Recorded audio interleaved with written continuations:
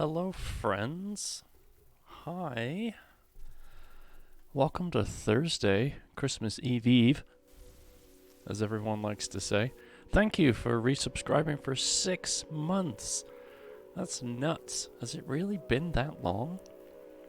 I can't stay. Head is being a bother, but wanted to pop by real quick. I hope you have a wonderful stream, our dear Atkinson.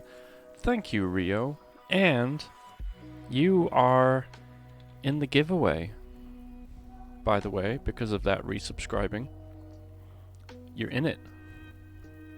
I put your name in. You're in it to win it. And even if you do win and you don't want the books because you may have already just gone out and bought them, I think at least one of them, that's okay. You can give them to somebody else as a gift. So, thank you. And Savage, what's up? My sister from another mister. That didn't sound right. Misters don't have babies. Anyway. Zebra, did you by chance pick up a copy of Borderlands 2? Yeah, that shows our age. It really does. So does my gray hair, but who's counting? Let's not say that one again. Yeah, you're probably right. It's probably not worth it. Okay, this is bothering me. I need to resize this just a tiny bit. No, that's still bothering me. Let's do that, and then let's do that. That's better. Okay. I'm awesome. Well, thank you. You're awesomer. You're more awesome. No Borderlands. I'm getting overwhelmed with new games. I don't know how that's possible since all you play is Fortnite. And once in a while, when there's a blue moon, Valheim.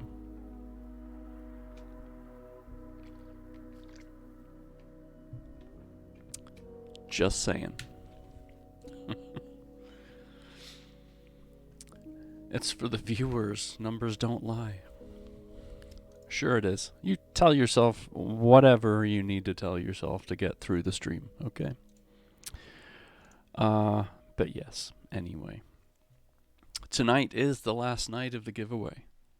And I'm pulling up the numbers right now, or the info. We've got 1, 2, 3, 4, 5, 6 different people right now, I think, if I counted correctly. Let me just double check that. 1, 2, 3. 1, 2, 3, 4, 5. Yeah, 6 different people that could win some books. So someone's gonna win. Someone's gonna win. I hope it's you.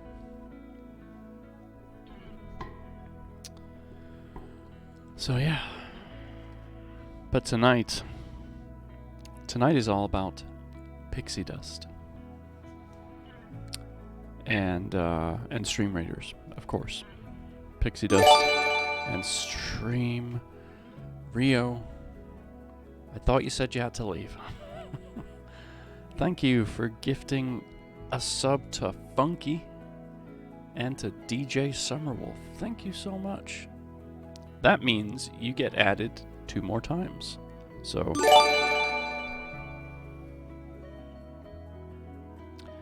that means you get added 3 more times. Now Zan's got a sub. Thank you, Rio.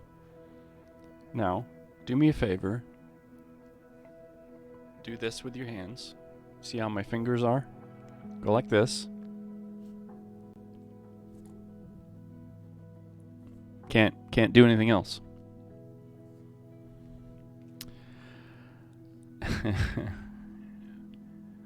It was not an even number. Oh, gotta have even numbers. All right, hold on. I'm adding you. 3 more times now. So there's 1, there's 2, and there's 3. And I gotta save it, otherwise I'll mess it up. Thank you for that, Rio. You're a freaking sweetheart. Don't deserve you in my life. I hope you know that. But seriously, sit on your freaking hands, alright? Thanks. So wait to drop a tenner? No, Rio. I will ban you from the stream. I will remove that VIP badge and I will kick your butt out of here. Stop it.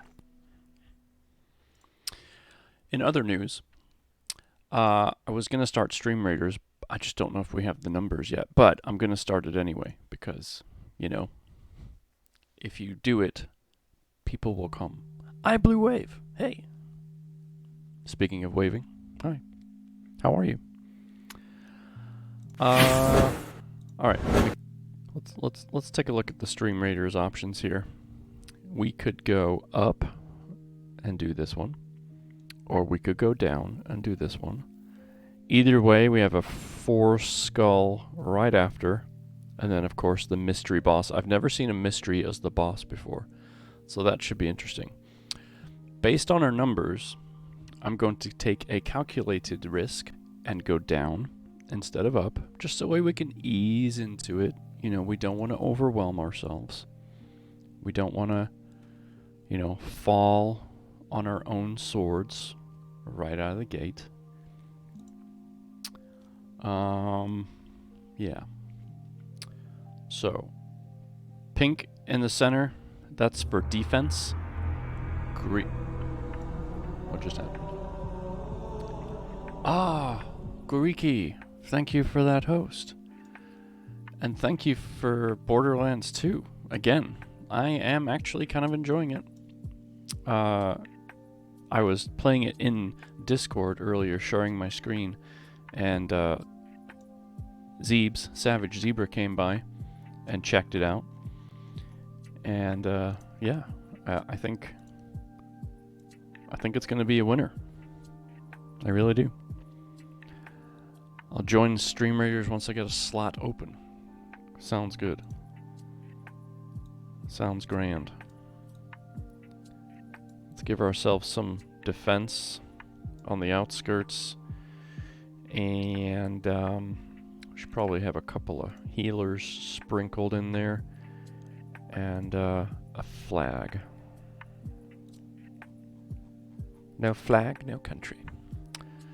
That's a different joke from a different time. But anyway. So, let me get over to Discord so I can do the recap for what we read last time, and it won't be a huge recap because it was pretty easy to summarize since we only did a few chapters. So, let's see. So we read chapter 1 through chapter 3, and we find a young girl. She's got magical powers, and while living in her own home, she's essentially living as a slave to her stepmother. Her real parents had died at different times, and her mom died first, father remarried, then her father died, and the father dying has really crippled her because her stepmother has just gone like pure evil on her. Her children, she has a son and a daughter, are like angels to her, but her stepchild is well, she doesn't like her. So anyway, she manages to one day get out into the woods, and she meets somebody called Mr. Tweedle. And Mr. Tweedle turns out to be the headmaster at a school for pixies. And she doesn't realize that she is a pixie. And he's like, "You can come to this school." And she's like, "Yeah, I'm in. Get me out of this hellhole. I'll go. So, he comes to the house, and too much to the stepmom's torment, she goes. So now who's going to do all the chores? She basically says, look, when you come home on the weekends from this school, you're going to work your butt off until I tell you you can't. And she's like, fine, whatever. 2 days of slavery is way better than 7, kind of thing. And that's basically how we've left it. So we don't know what else will happen. And Dark Angel is here. Our author is in the chat. Hello. So Dark Angel wrote this book. If you have questions, if you want to know more, I'm sure she will oblige and answer whatever she can. So, with that in mind, the Stream Raiders battle is up. I have cracked open the book, and we're ready to go. Oh, and one more time, I'm going to be hammering this a lot tonight just because it is the last night. I want to do the giveaway tonight. If you want to get in on the giveaway, that's how. But until then, let me turn down my volume in my headset just a touch. Rio, thank you for giving a sub to Dark. So Dark Angel, you're now subscribed to this channel. Thanks to Rio, which means for the next 30 days, you get access to my emotes. You can come into this channel without having any interruptions by ads, because no one likes ads. And you also, if you want to join my Discord, you get access to the subs only read in Discord. Awesome. So let me add Rio again to the wheel and save. Okay. But no free cookies. That's right. You have to bring your own cookies. Rio is an angel in disguise, just so you know. Just in case anyone didn't know that, that's what she is. You'll be good now. Believe it when I see it. Okay. We are on chapter 4. I think it's about time I started reading. You can call me Jenna. Right, because it's right there on the page, on the screen. Her name is Jenna, and I keep forgetting that. I'm just so used to calling people by their Twitch names because that's what you do. Okay. Chapter 4 is titled Jewel. We're never going to get this. Hi, Hicks. What are you doing?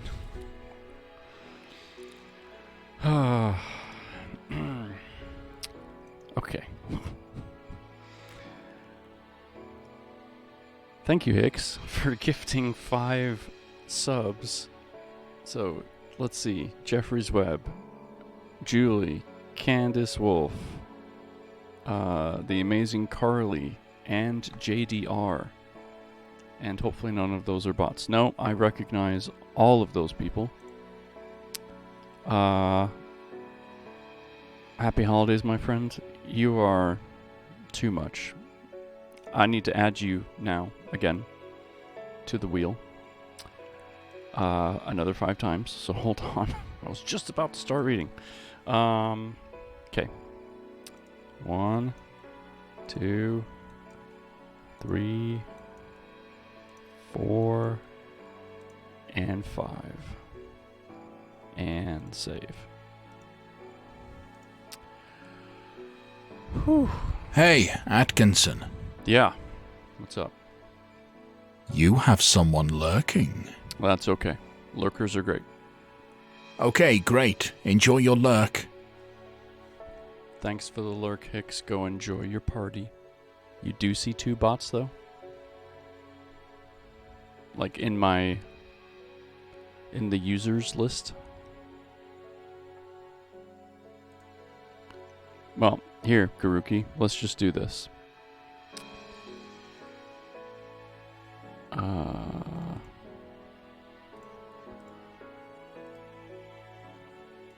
Hold on a second. Sorry, folks. Brief intermission. Because Garuki is kind of a ninja when it comes to the bots and stuff. Don't ask me how, he just is. So, what I'm gonna do here is...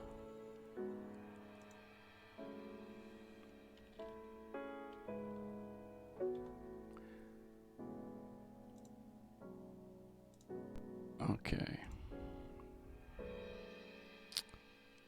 Alright. Guriki, you are now a mod. So, go forth and conquer. Yours is a katana? Yeah. Go forth and conquer with the bots. Have at it. Okay, now I'm going to start reading. Chapter 4. Jewel Caverns. The carriage left the manor's grounds, taking me into a world I have never seen before. Suddenly, Dr. Tweedle stopped the horses and pulled off to the side of the road. "Why are we stopping?" I asked. "You'll see in a moment, my dear," he replied as he reached into the back of the carriage. I waited as he pulled out a small pouch. "This will get us where we want to go faster than this little carriage. Now, hold tight to my arm and the side of the carriage. It is imperative that you do not let go." I did as I was told, grabbing his arm probably a bit too tightly. From the pouch, Dr. Tweedle extracted a vial containing a mixture of purplish powder. The powder was a variety of shades and was as fine as sand in an hourglass. He uncorked the vial and held the powder aloft. "Now, Miss Fitzgerald, are you holding on tight?" Dr. Tweedle asked as if he couldn't feel my death grip. I nodded my head, and Dr. Tweedle tipped his hand. The powder poured out into the air and everything around me went black. It felt like I had entered a cloud of dust. I began to cough. My head suddenly felt dizzy, and my feet felt like they had lifted off the carriage floor. When the cloud cleared, the surroundings were different. I couldn't see the manor house anymore, and tall mountains surrounded the carriage. Dr. Tweedle took hold of the reins and began steering the horses up the mountains.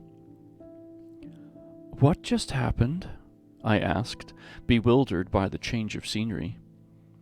"We just teleported," Dr. Tweedle explained.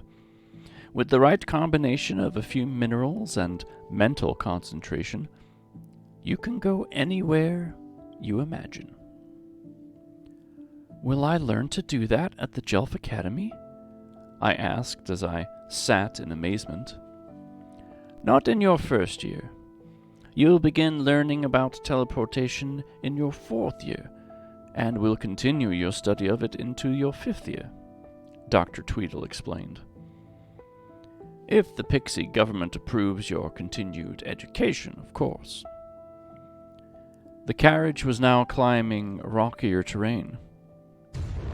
Where were we going? David! I'll start that sentence again. "Hi, David. Thank you for raiding with your party of 5. Thank you so much. How was, Don't look now, Atkinson. But you have someone new following you." Keldon, thank you for that follow. How was your stream, David? Were you, you were reading tonight. You don't normally read tonight, do you? Hi, Mary B. Good to see you. I thought you just read on Sundays. The new follower alert is amazing. I'm glad you like it. Oh, you were reading A Christmas Carol. Okay, got it. Keldon, thank you for following. Hi, how are you? Oh, and he had an interactive puzzle. Awesome.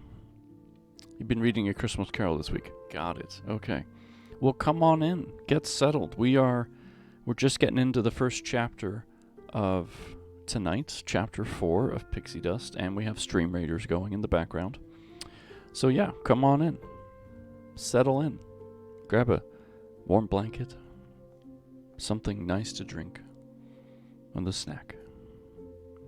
Sit back and relax. The carriage was now climbing rockier terrain. Where were we going? Oh, and hi, Aranel. I totally forgot that you had just come in. Nice to see you. Feel free to play your sound alert if you want to. Dr. Tweedle finally steered the carriage into the shade of the mountains. He climbed down and began examining the rock formation. I would really prefer if you would be quiet. He stroked his beard, and I wondered what he was looking for. Finally, his hand came in contact with a rock that looked like a lever. To my surprise, Dr. Tweedle pulled on the rock, and instantly the side of the mountain split open. I watched as a wall of rock slid away to reveal a cave in the mountainside.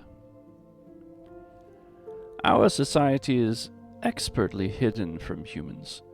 They wouldn't be able to find this place due to our extensive charms, Dr. Tweedle said as he hopped back onto the wagon. He snapped the reins, and the horses entered the cave, which I realized was lit by what looked like little people with wings. Each one gave off a different colored glow. If I'm a pixie, then what are those?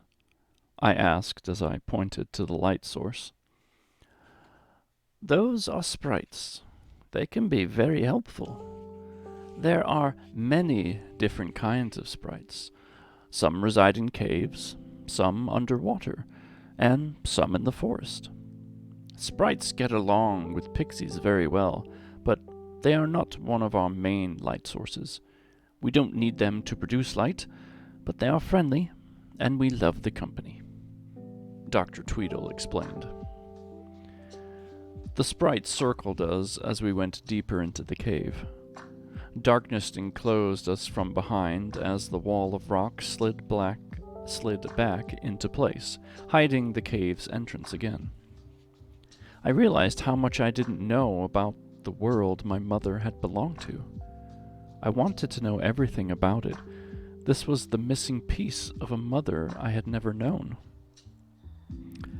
I hope you don't mind me asking, but where are we going? I asked. This is the Jewel Caverns, the best place to get school supplies and everyday charm supplies, Dr. Tweedle replied. As we went deeper into the cave, I noticed that the ceiling was getting wider, and the walls seemed less narrow.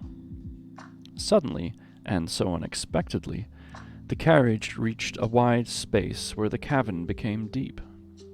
A road spiraled down to the bottom, and when I looked above me, I could see a dome ceiling.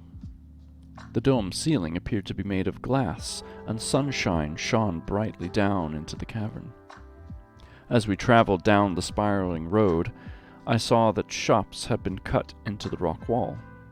I couldn't believe that an entire town had been hidden inside the mountain. There were so many people walking along the edge of the street. When Dr. Tweedle spoke, it was hard to draw my attention away from all the new sights around me. Hey, Skunk, good to see you. How's it going? Yes, the sound alerts are limited to every 10 minutes. Otherwise, you guys might inundate me with sounds. We have to make a quick stop at the very bottom, so I can get the money you have saved and the financial aid the school offers, Dr. Tweedle said as the horses trotted down the long road. As soon as he had finished speaking, my eyes darted back to all the activity around me. I couldn't get enough, and I'd wished I had more eyes. If I did belong at the Jelf Academy, this could be my new world. This place was more exciting than anything I had ever known. More sprites seemed to have appeared, and they were flying around the cavern. Small lights that bounced and flashed off the walls. People Hey, moved. Atkinson. Yeah, what's up? You have someone lurking. That's okay. Lurkers are good. Okay, great. Enjoy your lurk. Be right back, no worries. People moved from shop to shop as the carriage made its way down the street. Some waved to Dr. Tweedle and tipped their hats, while others called out a friendly greeting. Most of the people were dressed in brightly colored clothing. The servants at the manor house all wore drab colors, and only Marie and Emily had wardrobe of variety. Even so, Marie and Emily's clothing lacked in comparison to the people we passed. When we finally reached the bottom, Dr. Tweedle told me to stay in the carriage as he went into the last building on the street. It had big silver double doors and a huge sign over the entrance. I couldn't make out what the sign said, but I was afraid if I moved, all of this would disappear, and I would wake up from this dream. I waited for a few minutes, and then Dr. Tweedle reappeared with a small blue drawstring bag in his hand. He crossed the street and climbed back up beside me. "Here is the money you can use to buy your school supplies," he said as he tossed the bag in my lap. "Now we can head back up to those shops." The carriage was steered back up the street, and the first shop we stopped at was Mr. Murray's Wardrobe. The small printed sign in the window stated that the store now had school uniforms and formal attire. "We better get your school uniforms first," Dr. Tweedle said as he helped me from the carriage. We walked across the street to the shop, and Dr. Tweedle held the door open for me. Inside, the racks of clothing stretched to the back counter. The walls of the shop were bright yellow and rocky, while the floor looked smooth. A man in a colorful vest, much like the one Dr. Tweedle was wearing when I had met him, stood behind the counter. Though his hair was also gray, I could tell he was younger than Dr. Tweedle. "Good afternoon, Oliver. Here to see our new fashionable dress clothes?" the man asked. "Not today, Timothy. I'm here to help Miss Fitzgerald with her school supplies. It's going to be her first time attending the Jelf Academy. Her mother was Rachel Mikowski." Dr. Tweedle almost whispered his last sentence, but I heard it. "Oh," the man at the counter said in a wonderment which I didn't understand.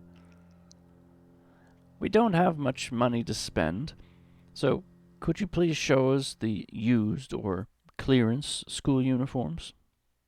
Dr. Tweedle asked. "Of course. Right this way," said Timothy Murray as he moved from behind the glass counter. "These school uniforms are on sale, and those on the rack are used.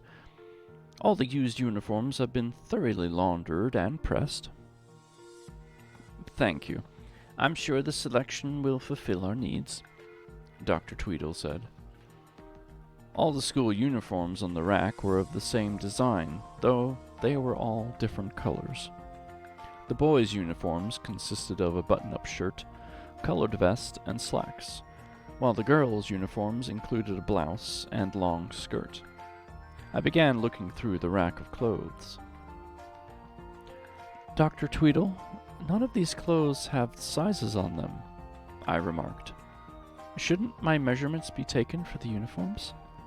If so, they won't be ready for school tomorrow." I was feeling uneasy. How could I go to school without uniforms? "These are pixie clothes. They shrink or expand to the size of the wearer.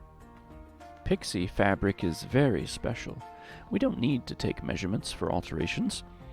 All clothes that we put on will become the perfect size, Dr. Tweedle explained.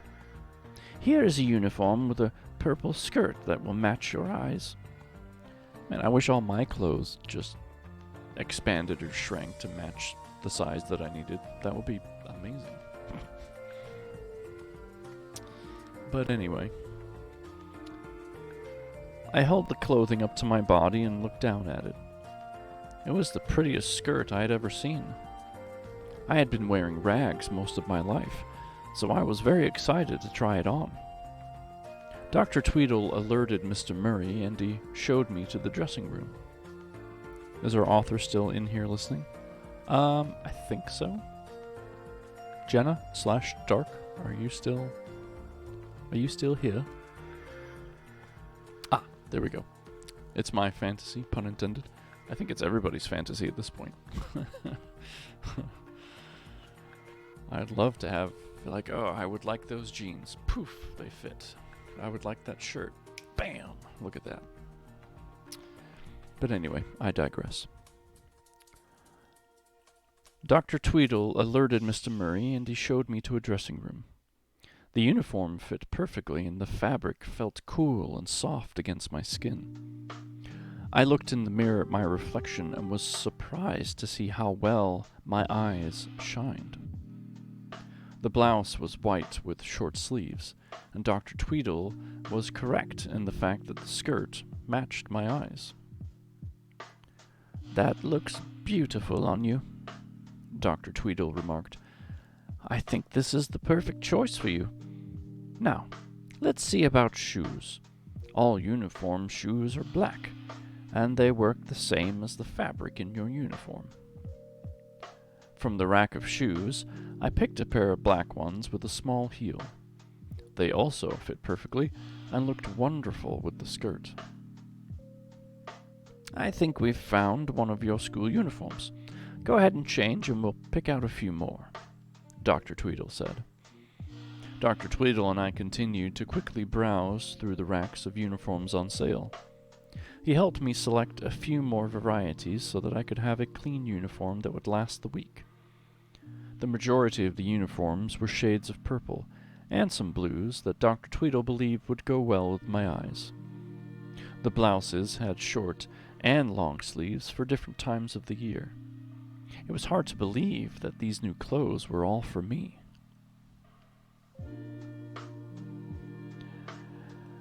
"Would the girl be interested in a formal dress for one of the dances?" Mr. Murray asked.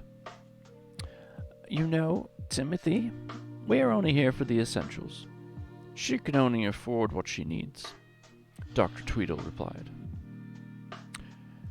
"She is beautiful enough to be asked," Mr. Murray stated, and I blushed from his compliment and mumbled a thank you. "In that case, I'm sure we will be back. Come along, Miss Fitzgerald." I followed Dr. Tweedle from the shop, holding the wrapped package. He helped me back into the carriage, and we moved on to the next shop, which was called Jewels and Powders. The shop was crowded when we entered. Some of the customers waved to Dr. Tweedle as he steered me to a rack titled Astrological Gemstones. "You need a bag full of each of these 12 stones," Dr. Tweedle explained. I grabbed 12 bags and waited for the crowd to clear around the display. "Here, let me hold those bags while you fill them to the brim," Dr. Tweedle said. I handed him all 12 bags, then I picked up the small shovel and began with the gems on the farthest left, which were dark red. "This is garnet," Dr. Tweedle explained as I scooped them into the bag. "And that purple one is an amethyst." Jenna, if I end up saying some of these things wrong because you intended them to sound another way, definitely let me know, and I will do my best to not butcher it. No promises, but I will try. When I was finished with all the gemstones that Dr. Tweedle told me represented each month of the year, I followed him around the shop. In the very last aisle were odd-looking cases and stone-mixing dishes. Let me explain to you about these Pixie Dust cases.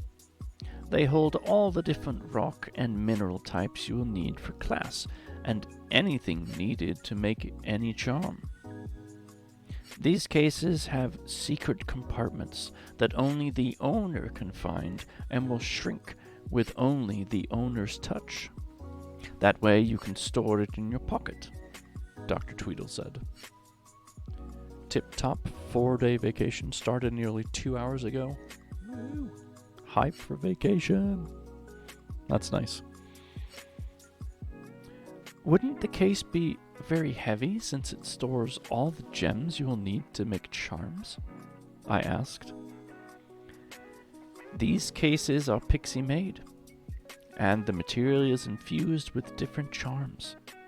The charms make the case and everything in it as light as a feather, with the ability to shrink and expand. Well, that might scare me. I feel like I would lose it. There were many different pixie dust cases on the shelves. I chose a gold one with an intricate design consisting of flowers and leaves that wove around every side of the box. The design was beautiful, and since it had drawn my eye, I knew I had to have it for my pixie dust case. I was really surprised by how light the box actually was when I lifted it from the shelf. Alright, we are at the top of the page, and we have a few pages left until the end of the chapter. So to save everyone's breath, we'll do the Stream Raiders battle now, and then we'll just keep going with the read. So let's, oh my, look at all the, what is that? Vampire. I do say. I love it. I'm just gonna curse these guys. Alright. While that's going, I will keep reading. No spell needed. I know, that's why I just used a curse. In fact, it's not even worth me keeping reading, because it's over. Ta-da! Good job, everybody.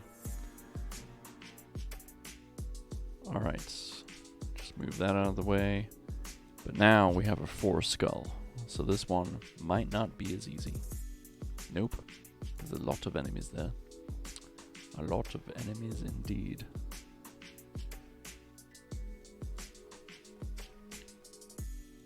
So,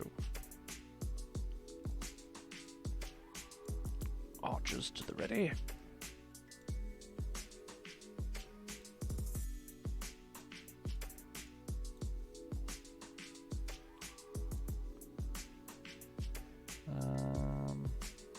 Yeah. There we go. Piece of cake. Piece of cake. Do you see the indentation on the front of the box that looks like a regular keyhole? Dr. Tweedle asked. I nodded in response. You will press your right point finger onto that keyhole. The box will only respond to your touch. Do not do that until we have paid for all of this, though, Dr. Tweedle instructed. I followed Dr. Tweedle to the counter. After I had picked out a set of stone-mixing dishes and placed the 12 bags of gemstones, my pixie dust case, and my mixing dishes in front of the shop owner. That will be 30 cryptos and 60 koodles, the woman at the counter said. I stared at Dr. Tweedle, looking confused at what the woman had meant. I hadn't overheard the exchange when Dr. Tweedle had purchased my school uniforms since I had been in the changing room.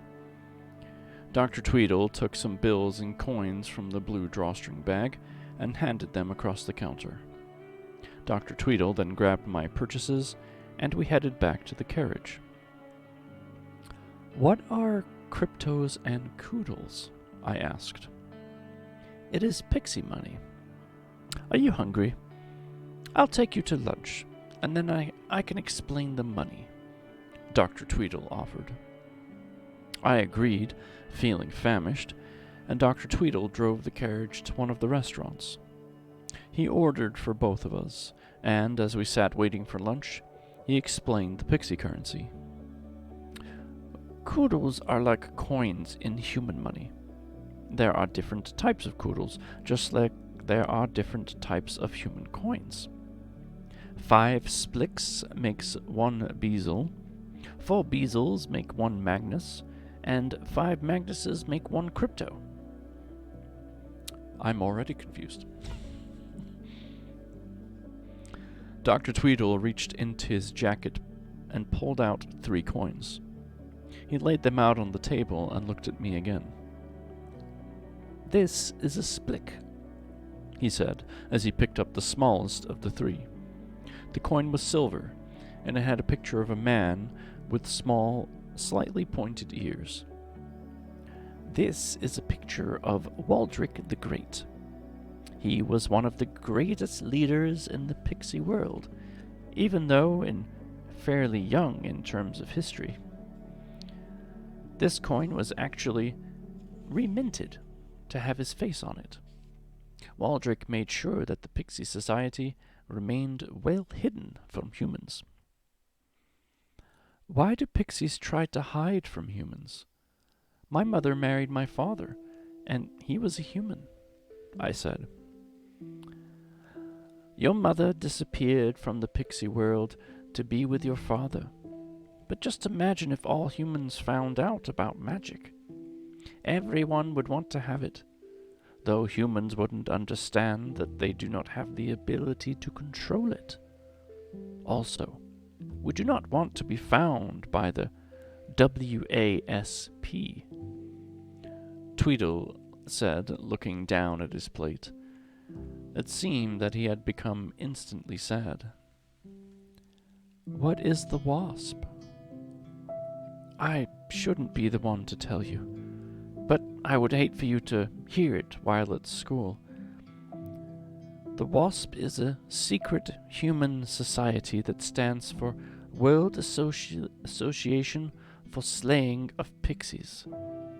The humans who join this club believe magical creatures exist. Typically, humans won't openly announce that they are members because to admit it would be crazy.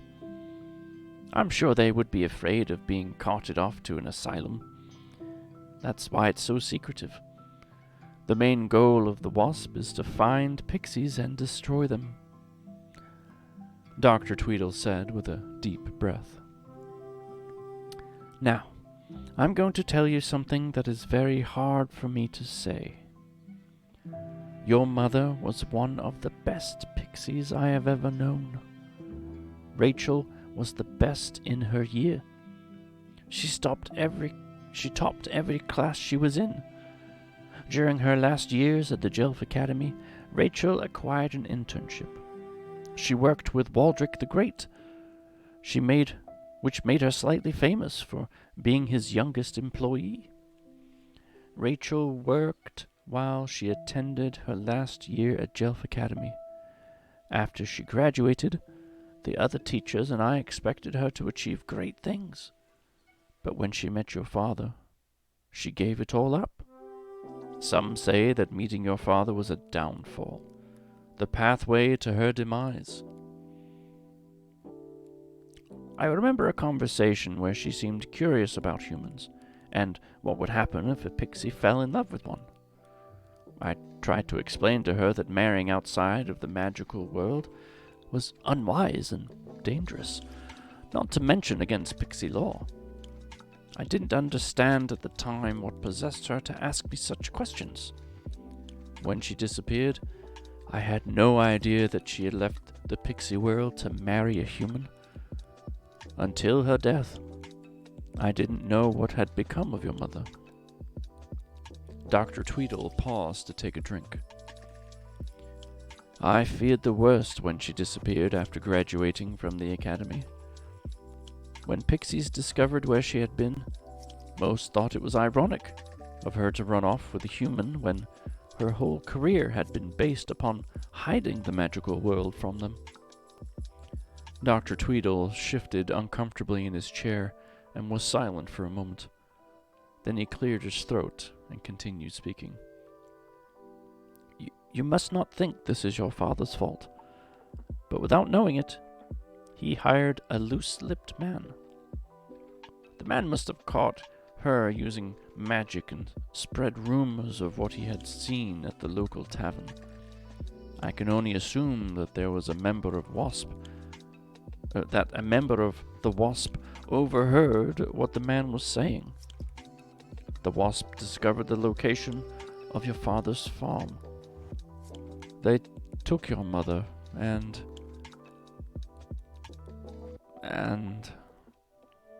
Dr. Tweedle stopped talking and his eyes welled up with tears. He grabbed a napkin and wiped them. Thank you for that hydrate. My throat felt like it was going to close up because I knew what he was going to say. The Wasp killed your mother and later returned her body to the property. She had been missing for a few days before she was found. Your father was distraught when I explained to him what had happened and why. He vowed that he would hide you from the magical world. I told him that would probably be impossible, because even at the age of 1, you showed signs of magical ability by making your playthings move around the room. Stopping your magic would be like stopping a river from flowing. That is when your father put a down payment on your education, Dr. Tweedle said. Since I knew of the magic you possessed as a child, that was how I convinced the government to allow you to attend. You are a special case, Miss Fitzgerald. Since the pixie law states that pixies cannot marry or have relations with humans, you are the only person that has both pixie and human heritage. It is because of organizations like the Wasp that the government officials were leery of letting you attend. If you were to expose any details about the pixie world, the Wasp might find us. Our government officials also believe that you won't be able to keep up with the lessons due to your human blood. I hope you will prove them wrong. Don't focus too much on what the government thinks. I'm sure you will do fine. We sat silently for a moment after Dr. Tweedle's story. My mother had the same magical ability as me, and she had been killed for it. The society called the Wasp was the reason my mother was no longer alive. I swallowed back tears. I didn't want to cry in front of Dr. Tweedle, but it was hard not to when I had just discovered that my mother had been murdered. I had always assumed she had been sick. I reached for my napkin and raised it to my eyes. Despite Dr. Tweedle's reassurances, I was nervous that I wouldn't be allowed to stay at the Jelf Academy. I didn't know anything about magic or the pixie world. How would I be able to keep up with the other students? Dr. Tweedle's arrival at the manor had been the best thing to ever happen to me. I had to make sure I did well enough to continue my education. Now that I knew about the magical world, I couldn't give it up. I'm so very sorry to upset you, Miss Fitzgerald. Your mother's story isn't a secret in our world, and I didn't want you to hear it from someone else. Dr. Tweedle apologized. No, thank you for telling me. I'm glad that I won't have to hear about my mother from another student. I never knew how she passed. I think about her every day and have always wondered about her, so thank you again. Hey, Stunt Papa. Good to see you, sir. How are you? Welcome in. I hope you are relaxed and having a great Thursday. Say hi to Stunt Mama for me, please. Also, you may call me Jane instead of Miss Fitzgerald. I'm not used to being addressed so formally, I replied. From now on, I'll call you Jane, if that's what you wish. Shall we return to our lesson about pixie money? This is a bezel, he said as he pointed to the middle-sized coin on the table.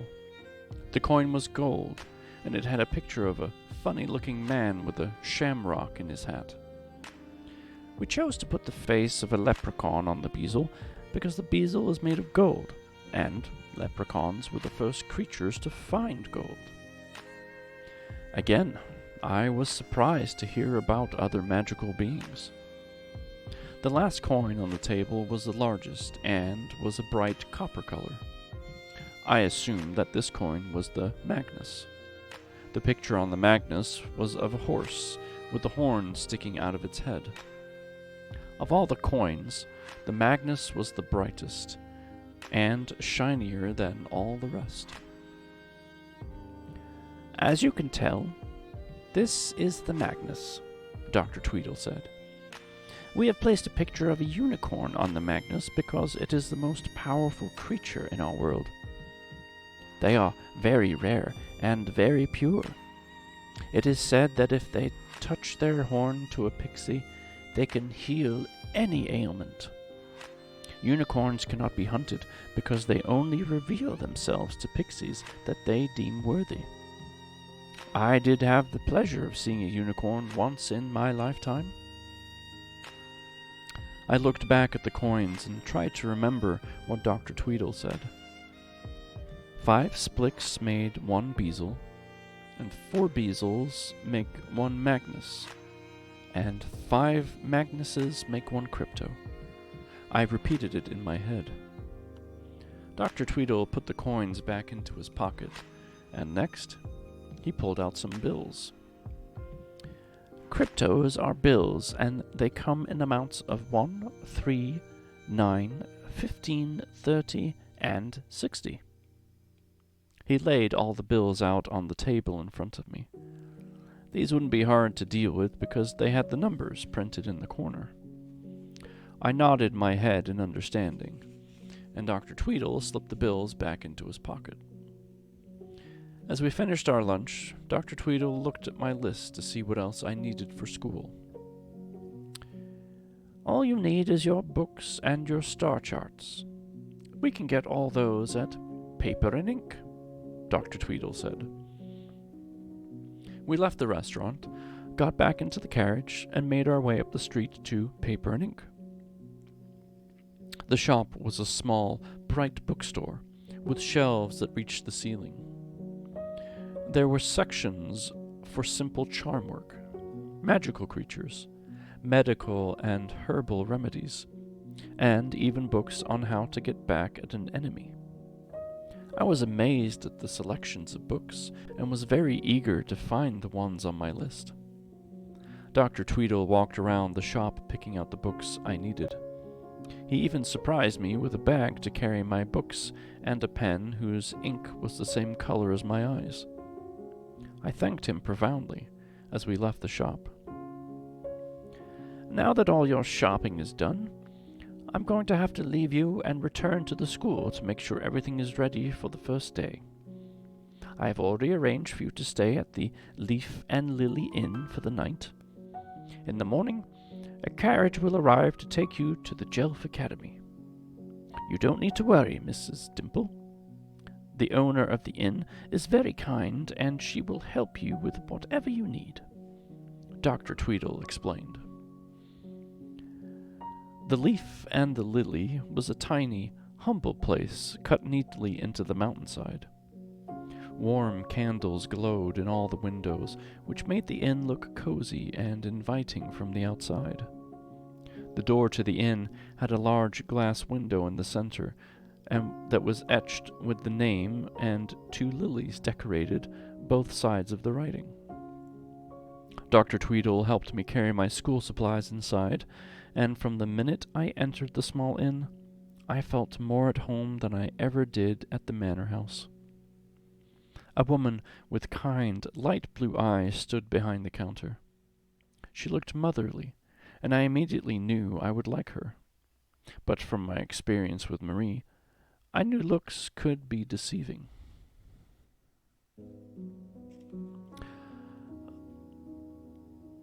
Oh, yep, just making sure I'm reading the right person here.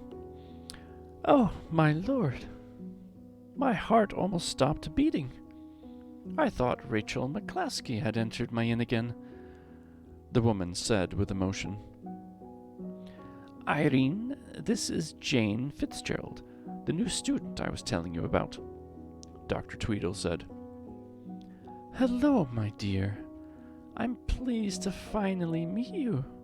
I'm Irene Dimple, she said as she came out from behind the counter. Mrs. Dimple approached me and shook my hand. Then she grabbed one of my bags. I have already set up a room for you. Come along. I followed her up the granite stone steps that led to the second floor. Mrs. Dimple was slightly overweight, and she had bleach blonde hair that was cut around her shoulders. Her appearance seemed to match her joyful personality. The longer I followed her along, the more I liked her and the happier I felt. The room that she had set up for me was as homey as the rest of the inn. A candle glowed by the bedside, and the bed was covered with a soft-looking quilt. I was excited at the thought of a real bed, and the first thing I did after I put my school supplies down was lay on it. You must be tired after your travels. Let me go into the kitchen and fix you up some of my famous soup. That should take the ache out of your bones. Poor dear, losing your mother so young. Mrs. Dimple sighed as she left the room. Jane, it's time for me to go now, Dr. Tweedle said as he stood in the doorway. I will see you tomorrow at the Jelf Academy. Sleep well. Thank you, Dr. Tweedle, I called as he left my room. Pleased with my accommodations, I crawled under the covers and waited for Mrs. Dimple to return with the soup. The bed was the best I had ever laid on, and the pillows were soft and comfortable. My body relaxed, and I felt better than I ever had in my life. Mrs. Dimple bustled into the room a few minutes later carrying a steaming bowl. Hello, my dear. This should make you feel better and refresh you for tomorrow. I don't have many customers this evening, so if there's anything else you need or want, please feel free to ask me for it. Mrs. Dimple hesitated a moment. She seemed unsure of saying what was on her mind. Finally, she cleared her throat. I hope you won't mind me asking, but do you remember your mother at all? No, I don't remember her, but sometimes I have dreams where I hear a soft voice speaking to me. My father always told me I looked like her. He died when I was 5, I added. Mrs. Dimple's bright eyes shadowed over, and her rosy cheeks paled. Who are you living with now, my dear? My father remarried, so now I live with my stepmother and her 2 children, I explained. I didn't want to tell Mrs. Dimple how they treated me because I feared she would be upset. I did not want to be pitied or worried about. I knew your mother, Mrs. Dimple said. I was 2 years ahead of her in school, but we became very close. She was a very intelligent pixie, and all the teachers loved her. She was a very brilliant girl, even helped me, though I was ahead of her. She always absorbed all the information we were taught. What subjects are you best at, my dear? I don't know, ma'am. I just found out I was a pixie. I don't know anything about this world, I explained. I'm sorry. That was so silly of me to ask. I was always best at zodiac signs. Your mother was good at every subject. Charms, transfiguration, teleportation, magical creatures, predicting the future. Now that I think about it, the only class that your mother was satisfactory at was history. Maybe because it wasn't as hands-on as the other classes, Mrs. Dimple said. I don't have any books on creatures, teleporting, or transfiguration, I said, scared that something on my list had been left out. Oh, don't worry. In the second year, you'll learn about creatures, transfiguration. It's not until year 3 and teleportation is in year 4, I think. I can't recall. It's been 19 years since I attended the Jelf Academy. I breathed a sigh of relief. I would learn about those things if the government let me stay, I thought. Mrs. Dimple? I started, but was quickly interrupted. Please, call me Irene. Mrs. Dimple makes me feel so old. Irene, I said, the word sounding foreign to my mouth. It felt so strange to address an older woman by her first name. Do you live here alone? Yes, I live here alone, with only guests like you for company, she replied. If you don't mind me asking, where is Mr. Dimple? I asked. My husband was a kind and giving man, but he was also a fool. The drink was his downfall, though he wasn't a mean drunk. 2 years after we were married, he went out for a drink one night and never came home. I suspected that he'd had too much and let the secrets of this world slip to the wrong people. A few days after his disappearance, Pixie authorities came to my house with the news that they had found him. The authorities suspected that it was the Wasp who was responsible. I assume you know what the Wasp is? Irene said. I nodded my head. You and I are sitting in the same boat, child. We've lost the ones that we love to that evil society. After his death, I have never loved again. Irene, I'm so sorry, I said as I looked down at the blue quilt. Well, dear, it's getting quite late, and you have a big day tomorrow. It would be best if I let you sleep and not trouble you with my thoughts, Irene said as she patted the bed. Slowly, she got up, and as she did, she accidentally hit the candle on the bedside stand. I might have screamed as the candle fell to the floor, but Irene just sighed and picked it up. Not a single thing had been burned, but my heart was still beating very fast. Irene must have seen my expression on my face because she slightly chuckled. This kind of fire doesn't burn, my dear, she said as she put her hand in it. This is a goblin fire, which shines brightly but doesn't scorch. Goblin fire is one of our main light sources. I smiled at her and began breathing easier. Snuggling under the sheets, I watched Irene move toward the door with the candle in her hand. Sleep well, dearie.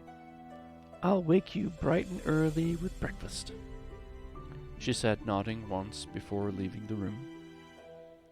Deep under the covers, in the most comfortable bed I had ever laid on, I looked up at the shining stars out the window and far up into the sky through the domed ceiling of the cavern. What would tomorrow bring? Hopefully, my life would be better in this world than it had been in my old one. And that, ladies and gentlemen, concludes chapter 4.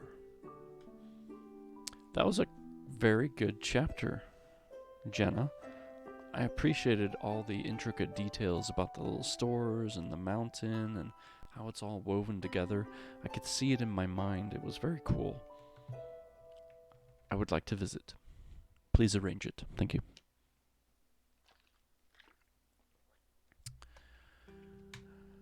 That was great.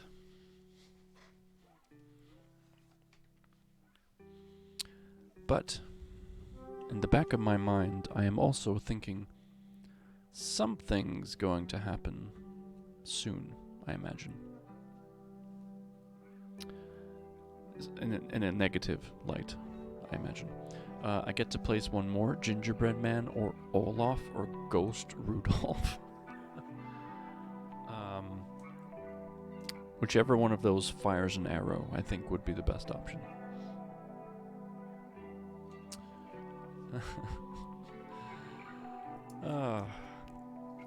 Well, folks, if you would like to grab a copy of this book for your own bookshelf, whatever that may look like, there's the link in chat. Or you can also go to Barnes & Nobles and look it up there. And don't forget, if you want to win a couple of books that I have, tonight is the last night to get in the drawing. Ooh, those are fun hearts, Savage. Are they yours? The Sav 61 Eurogem. Nice. Speaking of gemstones, that's perfect. Those are pixie hearts, aren't they? Are those your pixie hearts, Zebra? If they're not meant to be pixie hearts, I have now deemed them as pixie hearts. Yeah. Alright, we have 45 seconds on the clock before Stream Raiders, so I won't start the next chapter. Because that would be silly, because then I'd have to stop. Okay. Let's pull it up.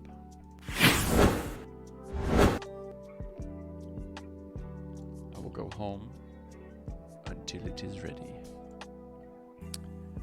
And they magically grow or shrink to fit the user. That is right, Guriki. That is well put. And I feel like, Savage, you have a pretty big heart. So, that's good. Your gems probably are pretty big. But luckily for you, that doesn't make them any heavier. Alright, 29 units on the field. Fantastic. Let's see what happens here, folks. Good luck.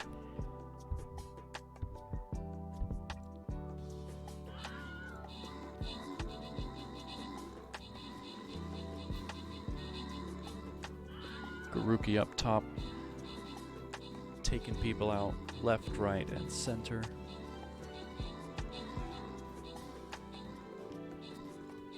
Splitting up a little bit, but that's okay. There's only 4 enemies left. 2 enemies left. And now, 0. Good job, everybody. Well done. Well done. That was an excellent fight. And Skunk gets the gold. Good job. And here it is, folks. This is the Stream Raiders battle we've all been waiting for. The boss. I've never seen an unknown boss before, so look at this. The Ice Queen. Boss fight. Woo. Is it wanting just to go more melee or tank? Ah, it's a bit of both. It's a bit of both. Let's see. Yeah, it's a bit of both. So we're gonna go like this. We're gonna put all of our tanks up front, like normal. And then we're going to put melee behind that. And then, of course, archers. And if you need to place anything else, feel free to do so. Should probably get a couple of healers in there. Let's put one there. Put one there. And we'll put a flag kind of in the center. Cool. Alright. Yep, Garuki's doing his thing over there. And that's fine too. My battle plans are just, you know, they're just plans. They're suggestions, really. Garuki's been doing this longer than I have. I should let him control the screen if I could, but then I wouldn't learn anything. So, it's fine. It's not a big deal. Speaking of, ladies and gentlemen, before we continue reading, you should go check out Garuki. I only brought gum, I ain't got time to take names. Garuki plays games and he reads as well. Slightly different time zone going on though, as he is in Japan. But if you get a chance to check him out, he is part of the USG team, the group there. So definitely go give him a look-see. And we also have my other mod in chat, Aranel Kendi. She also reads and plays a few games every now and again. And she goes live whenever she wants to. So definitely keep her, or give her a follow so you can keep an eye out, see if you get the alert, and you can go check her out. She has a wonderful, soothing voice as well. It's 11:17 for me on Friday morning at the moment, exactly. Like for me, it's 8:17 in the evening on Thursday. So there you go. I don't know if Rio had a shout out earlier, but she definitely needs one. She's a joy. She's a absolute amazing human being. Definitely go give her a look. She puts on a good time for everyone. She's very inviting. So please do. And the Savage Zebra. She plays a ton of Fortnite. She is starting to branch out into other games occasionally. But it's mostly Fortnite. Because she's good at it.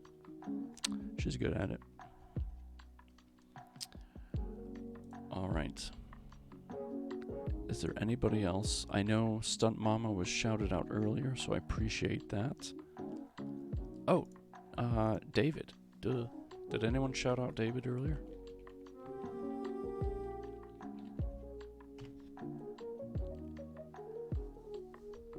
Santa visits you first. Yes. David, also part of the reading community. He's part of the Actors Guild. I think I'm saying that right. If not, I apologize. He also does music as well. Does that by himself and with other streamers like Mary B Music. But last time he was reading through the Christmas Carol books. Before that, he was going through some Jane Austen work. So, yeah. Rio needs some bot help. I just looked at her chat. Oh dear. Well, go sell your services, Garuki. I appreciate that help before, by the way. Weeding out the weeds, as you say. Alright.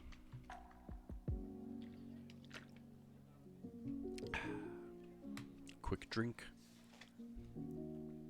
Coat the throat. And let's jump into Chapter 5, which is the Jelf Academy. A soft whisper and a small nudge woke me from my sleep. Never before had I been woken like this. Wake up, dearie. You don't want to be late for your first day of school, Irene whispered in my ear. I rose from the bed feeling very refreshed for the first time in years. I assumed it was because of the wonderful bed and the fact that Marie was far away. Irene was sitting on the edge of the bed, and her round, cheery face smiled down at me. You should get dressed and come downstairs for breakfast. I climbed out of bed and moved over to the bags with my school supplies. Irene left the room while I dressed, saying she had to get back to the kitchen. I pulled one of my wonderful uniforms from the bag. I slipped on the purple skirt and buttoned up the blouse. Once again, I was surprised by how well the clothes fit. I couldn't help but spin around in front of the mirror. As soon as I finished getting ready, I left the room. Sunlight streamed into the kitchen, making it bright, and the opened windows allowed a light breeze to move through. The green countertops were incredibly clean, and the cabinets were a lovely shade of brown. Mrs. Dimple stood at the brown stove. The smell of something delicious caught my nose. Sit down there at the table, my dear, Irene said, sensing my presence. I'll serve you in the kitchen today since I don't have any other customers. Usually, I serve all the guests in the dining area when the inn is full. I'll just have to pay attention in case anyone walks in. Some people just like to come to the inn's restaurant to have a meal. Another ban, thank you. I sat at the table, inhaling the delightful aroma. I was caught off guard when Irene made the rolls levitate and land lightly on the table. I needed to remind myself that I was not the only one in this world who could perform magic. I lifted one of the rolls from the dish and took a bite. It was one of the best things I had ever tasted in my life. They must have been from Texas Roadhouse. Everyone else that doesn't know what Texas Roadhouse is like, I don't know what you're talking about. But for those of us that know, you know. Compared to Irene's cooking, Ellen's looked like sludge. Happily, I ate the rest of my breakfast, feeling more at home in a stranger's house than I had ever felt anywhere else. OMG, I haven't had Texas Roadhouse in 13, 14 years now. But you still remember those rolls, don't you? Irene talked about what I might expect on the first day of school. She said it probably would be an introduction day for the new students, which would be fairly easy. Her words made me feel less anxious about attending. Texas Roadhouse has the best rolls. They do. My mouth has a sad... Oh boy, I'm so sorry. I shall not bring it up again. Except for the fact that it's my birthday next month and we always go there on my birthday. After breakfast, Irene told me to collect my belongings since my carriage would be here soon. With a heavy heart, I headed back up to my room to collect my bags. Oh, my page moved away from me. Jane, dear, your carriage just pulled up outside. Do you have everything? I heard Irene call from downstairs. Yes, I have it all, I said as I descended the steps. What tea? What day? What day what, Savage? Sorry? Oh, you mean the birthday? That is gonna have to be a secret for now. Ha ha ha ha. Yes, January, the whole month.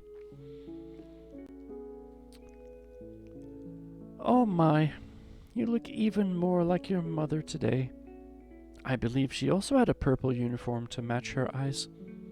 Oh, I'm going to miss your company. Promise to come back and visit when you can. Irene replied. I promise," I said, full of hope that I would see her again.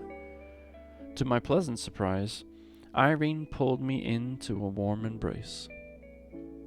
Dang, mine, Stego, and Funky are all in January. Wow. So my wife's is also in January. My brother's is in January.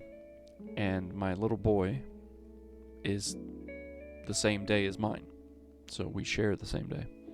So January's just a big ol' happy month.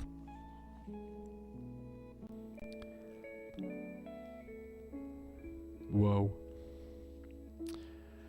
I know. It's also an expensive month. Kind of like Christmas. Now, don't let me get all teary-eyed. You don't need to be late for your first day, Irene said, pulling away. Farewell, dear. I hope you have a good school year. I moved to the door, gave her one last look, and then stepped into the bright sunshine. I was surprised by how much light came through the dome despite the town being inside a mountain.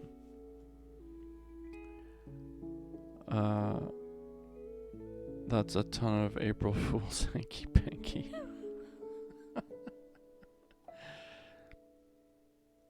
You're not wrong. Just kidding. Just kidding. This is a family show. Sort of. Now I've lost my place. Okay. Waiting for me was a black carriage pulled by 2 winged horses. I had to pinch myself to make my eyes weren't playing tricks on me. The horses were both white, with large wings protruding from their shoulders. I noticed that the carriage did not have a coachman. How would I get to Jelf Academy without one? After I had my belongings situated in the carriage, I waited for the coachman to appear, but no one did. Suddenly, the horses pawed at the ground and started to gallop away. Did they know where to go without a coachman to direct them? What if I did not arrive at Jelf Academy because the horses had taken me elsewhere? The horses entered the darkness of the cave that had led into Jewel Caverns. I watched out the window as sprites flew beside the carriage, lighting the way. The mouth of the cave opened, and we burst into light. Suddenly, with fright and excitement, I realized that the carriage was no longer traveling on the ground, but in the sky. I looked out the window and saw rolling hills and pastures beneath me. The ride was surprisingly smooth. After a while, the fields turned into forests, and the horses began to fly lower. At a clearing in the trees, the horses finally landed. I noticed other carriages were landing all around me. Excuse me, jeepers. Where was the school? Did we need to pull a special lever to get to it, just like in the Jewel Caverns? Would this be a test to prove I was a pixie? The people getting out of the carriages were dressed in the same uniforms as me, but in all different colors. The scene before me looked so strange and foreign. I wondered what a group of humans would think if they stumbled upon this. Having no idea about where to go or what to do, I clasped my bag and waited by the carriage. I caught bits of conversation from the students around me. Hearing words like Koodle, Crypto, and Beazle made me glad that Dr. Tweedle had spent the time to tell me about the pixie money, or I would have felt even more lost than I already did. No one seemed to notice me as students ran toward their friends. I felt awkward just standing in the forest clearing, and I wished somebody would direct me to the school. My hopes rose when I noticed a pretty girl with dark blonde hair walking my way. The girl had on a white blouse with a pink skirt and matching silk scarf tied loosely around her neck. Thank you, Garuki. Great. I did say I wanted more clips. I didn't know it was going to be that one. Anyway, beggars can't be choosers. She walked with confidence across the grassy field, stopping a few feet in front of me. Hello, I'm Betty Ann Barber, she said her name in a way that made it sound important, as if I should recognize it. However, I was not familiar since Dr. Tweedle hadn't mentioned anyone by the name of Barber yesterday. Hi, I'm Jane Fitzgerald, I said, stretching out my hand. Betty Ann looked at my outstretched hand, but she didn't raise hers. Her sneer indicated she had no intention of reciprocating. Your mother was Rachel Mikowski, right? Everyone proclaims what a great pixie she was, but I don't understand. If she was so brilliant, she wouldn't have run off with a human, Betty Ann said. Shocked by the Shocked by the candor of her opinion, I gave her a nasty stare. Who was she to judge my mother? Before I could respond, Betty Ann was speaking again. My father told me all about you. He works for the Pixie government and had mentioned that a half-human would be in my year. The first of your kind to attend the Jelf Academy. It's my first day as well. My father told me everything I need to know about the Jelf Academy. I bet you've heard of him. Arnold Barber? He donates a large sum of money to the school every year. With his generous donations, you would think they would have at least named the library after him, Betty Ann said. Yep, that's another flub. Thank you. No, I haven't heard of him. Or wait, I didn't do that right. Because, Gariki, calm yourself. No, I haven't heard of him, I replied in an irritated tone. I should have known you would have Make that number 8. I should have known you would be a simpleton. You probably love humans just like your mother.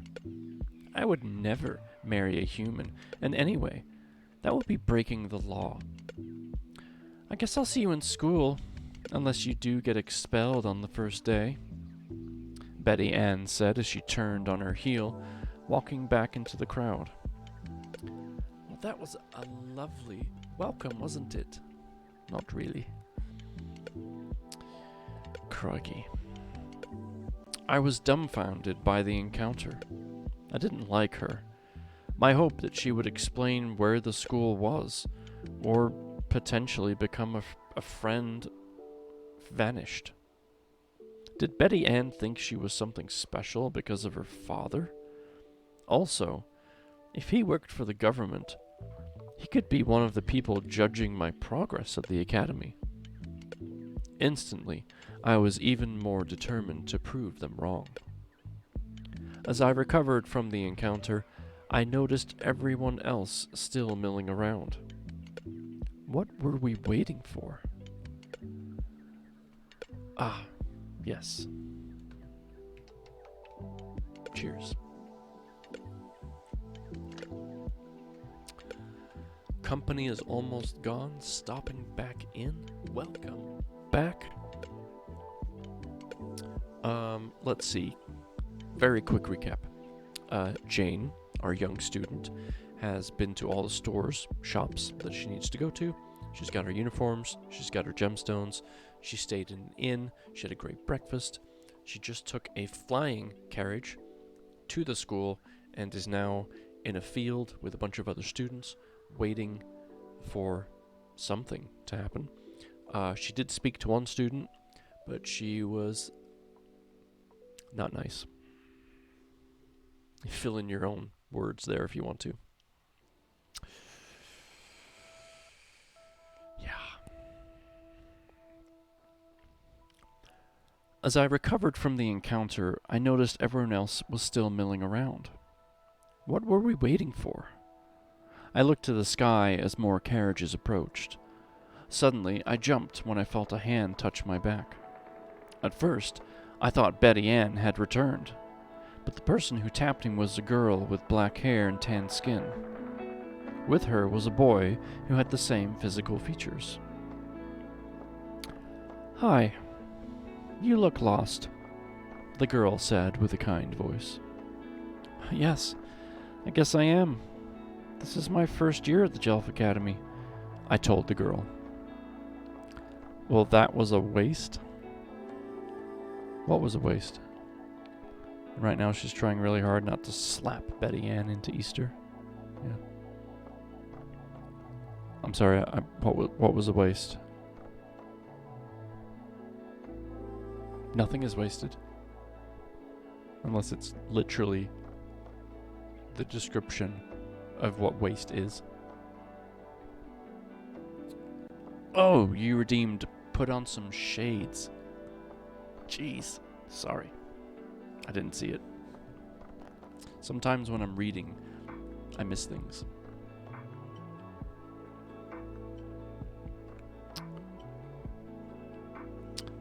Is that better?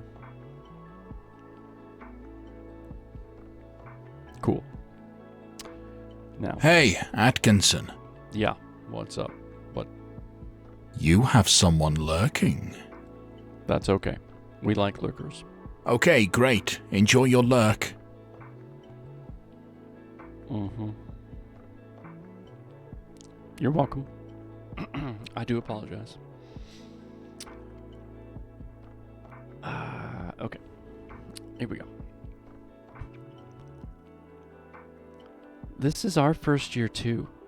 Luckily, our older brother is starting his third year, so we don't have to worry. He promised to explain everything. I'm Josefina Martinez, and this is my twin brother, Miguel, the girl said, pointing to the boy beside her. It's nice to meet you both. I'm Jane Fitzgerald, I said as I shook both their hands.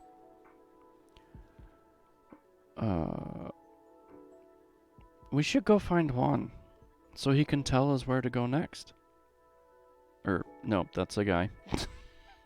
Sorry, I couldn't tell he was talking for a second. We should go find Juan, so he can tell us where to go next, the boy named Miguel said. Come with us. I'm sure Juan won't mind, Josefina insisted.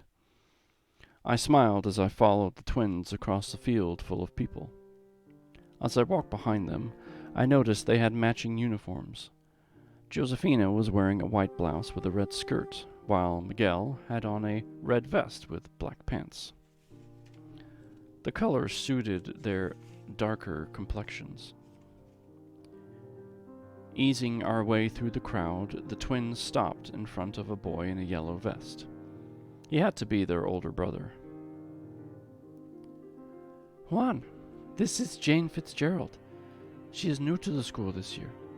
Do you mind if she joined us? Josefina asked. No, I wouldn't mind. Hello, Miss Fitzgerald. My name is Juan Martinez, he said, sticking out his hand for me to shake. Hi, I replied as I shook his. Since Josefina and Miguel are attending their first year, you'll probably be in the same classes, he said. I don't understand what we are doing in the forest clearing. Where is the school? I asked. Juan chuckled. Don't worry, you'll see the school soon enough. We just have to wait for the signal. It should not be long now. Most of the students seem to have arrived. I stood with Juan, Josefina, and Miguel, looking for the signal Juan said would come. While we waited, I listened to the three siblings talk about school supplies and classes. I didn't know what to say, so I silently listened. Suddenly, Juan looked up from the conversation. Finally, it's here, he cried as he looked over my shoulder. I spun around to see a cloud descending from the sky. The people in the center of the clearing moved out of the way as the cloud landed lightly on the ground. Miguel and Josefina looked at the scene with the same amount of awe I felt. Looking good, yeah, he is. Pretty sure he's annoyed, though. All good. No, I'm not annoyed. I'm just having a hard time seeing. That's all. I think I look lost. People are always telling me where to go. I know the feeling.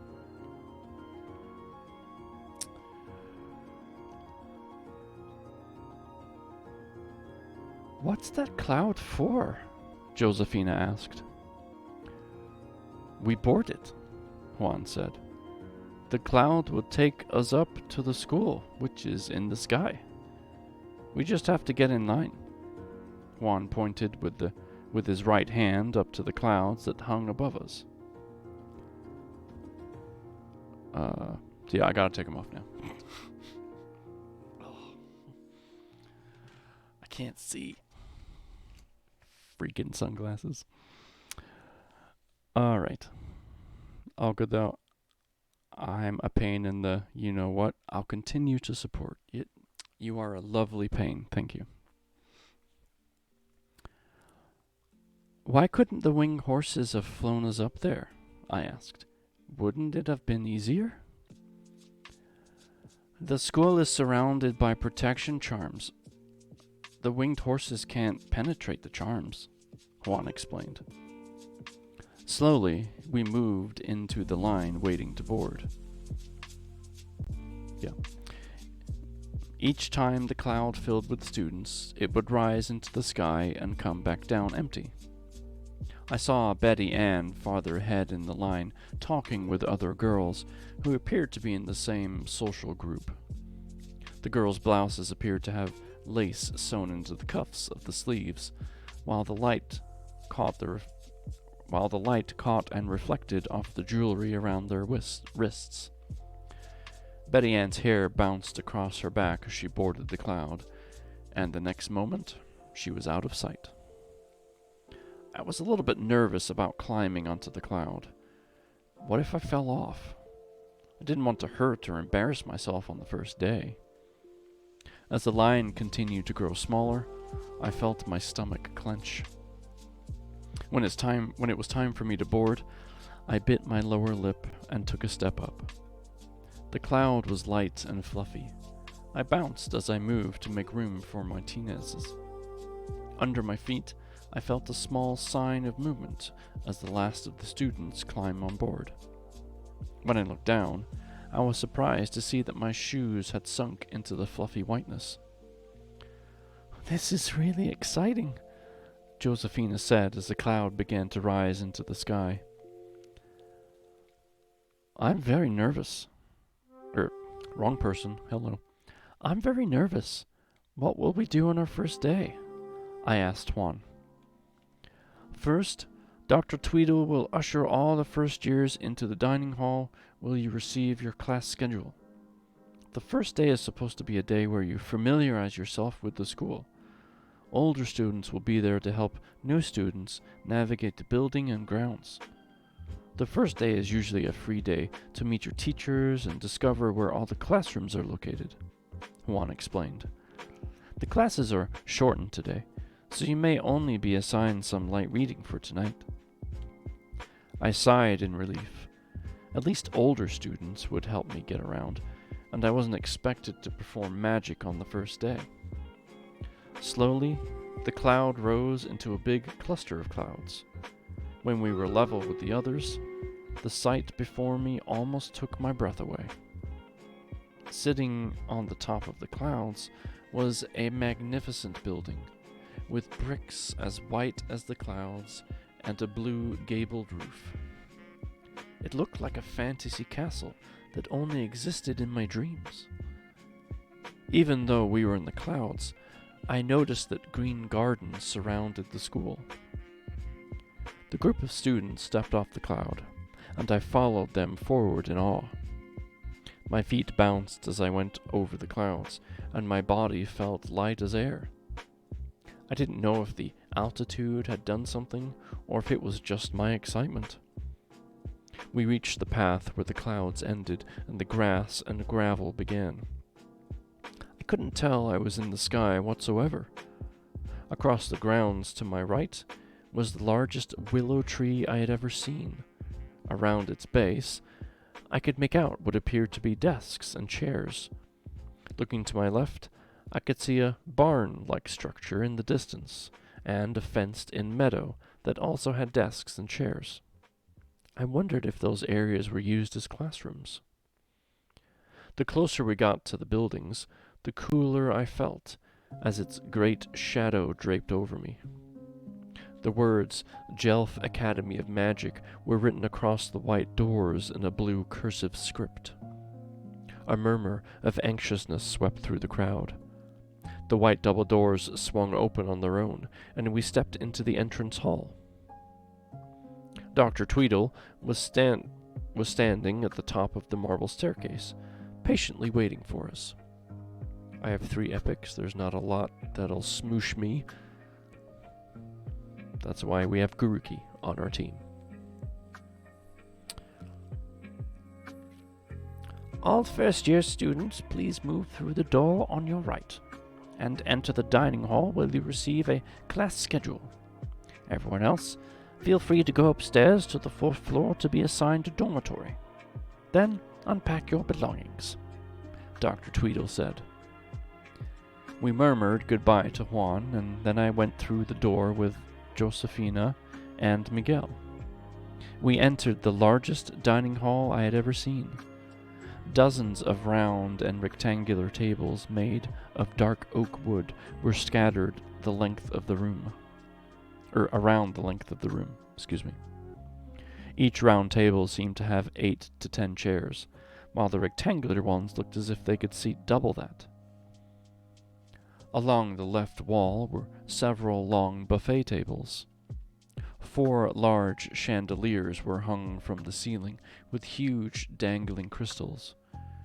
Everything in the dining hall seemed to sparkle and shine. I sat down at one of the tables with the twins as Dr. Tweedle walked towards a lectern at the front of the room.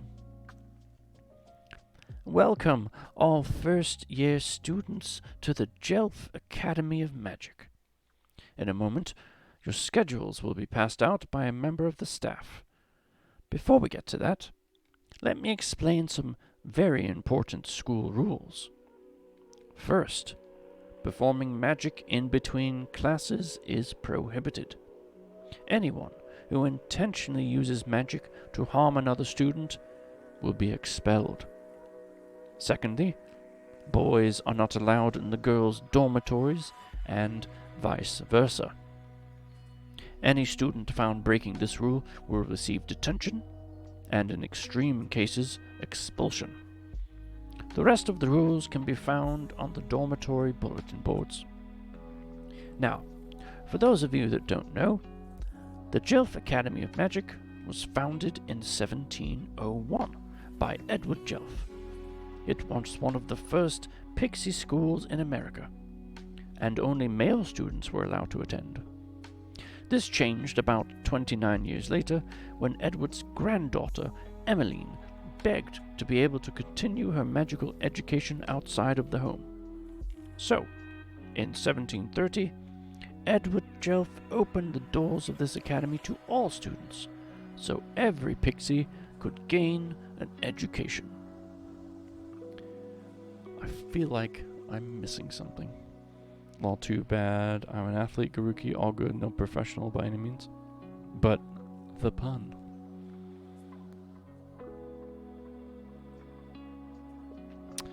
Yeah. I'm just gonna let you guys talk amongst yourselves. Otherwise, we'll never finish this chapter. It's almost 2 hours already. Dr. Tweedle stopped speaking for a moment and motioned to a woman with white curly hair. She walked toward him with a stack of envelopes in her hand. This is Mrs. Rowley, your Gemstones 101 teacher. She has everyone's schedules, which will be passed out momentarily.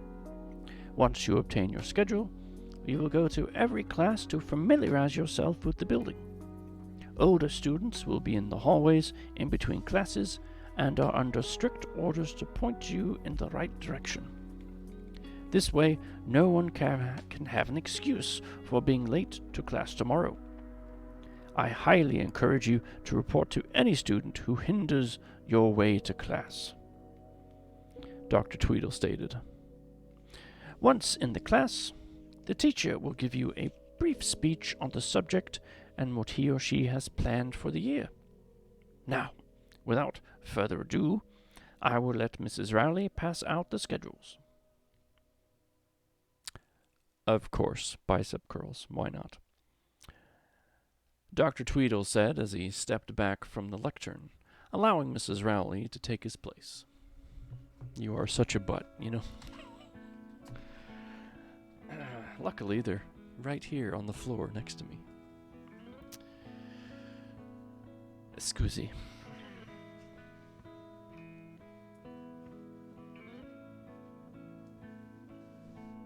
Okay. Bicep curls coming right up.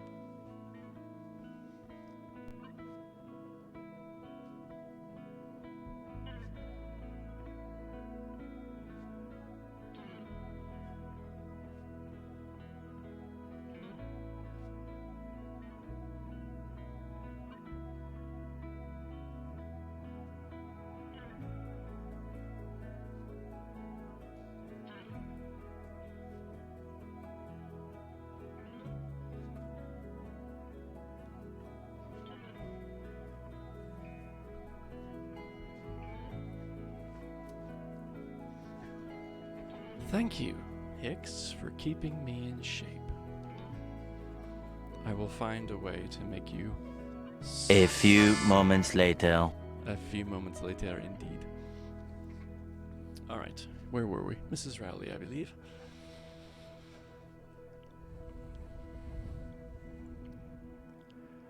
Mrs. Rowley was still holding a stack of envelopes in her hand. Very good, thank you. I expected her to call each student up one by one, and I hoped I didn't trip when it was my turn. Mrs. Rowley interrupted my thoughts with her sharp, attention-grabbing voice. Okay, I gotta figure out Mrs. Rowley's voice now. Let's see. "These envelopes contain your schedules. As soon as I pass them out, I do not want students to get up and begin running to their first classes." She stressed the word "not" with a sharp movement of her tongue. "No matter how excited you are to get started with this school year, I expect you to leave this hall in an orderly fashion." She raised her hands, and to my surprise, the envelopes rose and stayed suspended in the air level to her face. With a pushing motion, all the envelopes flew at the students. One of the envelopes fluttered near me, landing on my lap. I was shocked to see I had received the correct envelope with my name on the cover. Slowly, I ripped it open. Gemstones 101, from 8 a.m. to 8:55. Predicting the Future, from 9 a.m. to 9:55. History of Pixies, from 10 a.m. to 10:55. Lunch, from 11 a.m. till 12:30.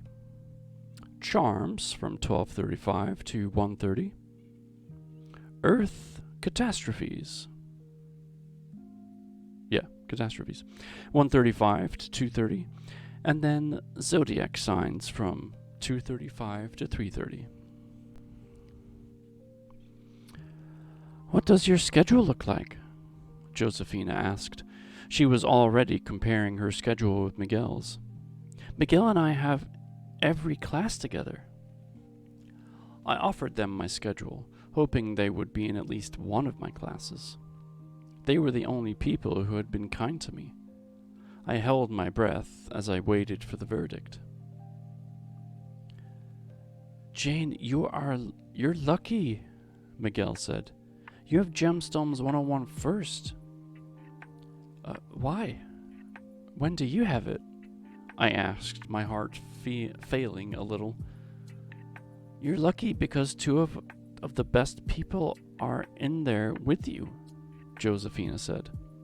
I gave them both blank stares, not fully understanding what they meant. Us, of course, Miguel said, laughing as he handed me back my schedule. We're in every other class, too. I smiled at both of them, relieved that they were not only in one, but all of my classes. I noticed that Dr. Tweedle had begun dismissing tables by sections. When he got to our section, Miguel, Josephina, and I got up and walked toward the entrance hall. We now had to find our way to our first class, Gemstones 101.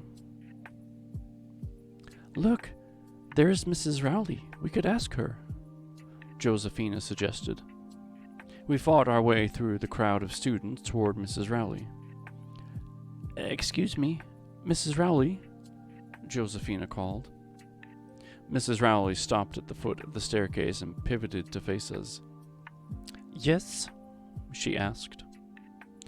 Mrs. Rowley, could you please tell us where your classroom is? We have Gemstones 101 first, Josephina replied. It's on the second floor in the east wing. You can reach it by going up the grand staircase, Mrs. Rowley said, pointing to the enormous flight of stairs in front of us. I have to make a quick detour before class starts, or I would take you there myself. I know we're in the United States, but I seem to be giving everyone some variation of an English accent. So, or in the case of Irene at the inn, she had sort of an Irish twist. Or was it Scottish that I did? I don't remember. Either way, I'm just going to pretend all of the teachers were, imported. Basically. It's a magical school. It happens. Absolutely. They chose to talk like that, not me. I'm just the messenger, okay? Jen is probably like, nuh-uh. America isn't very magical.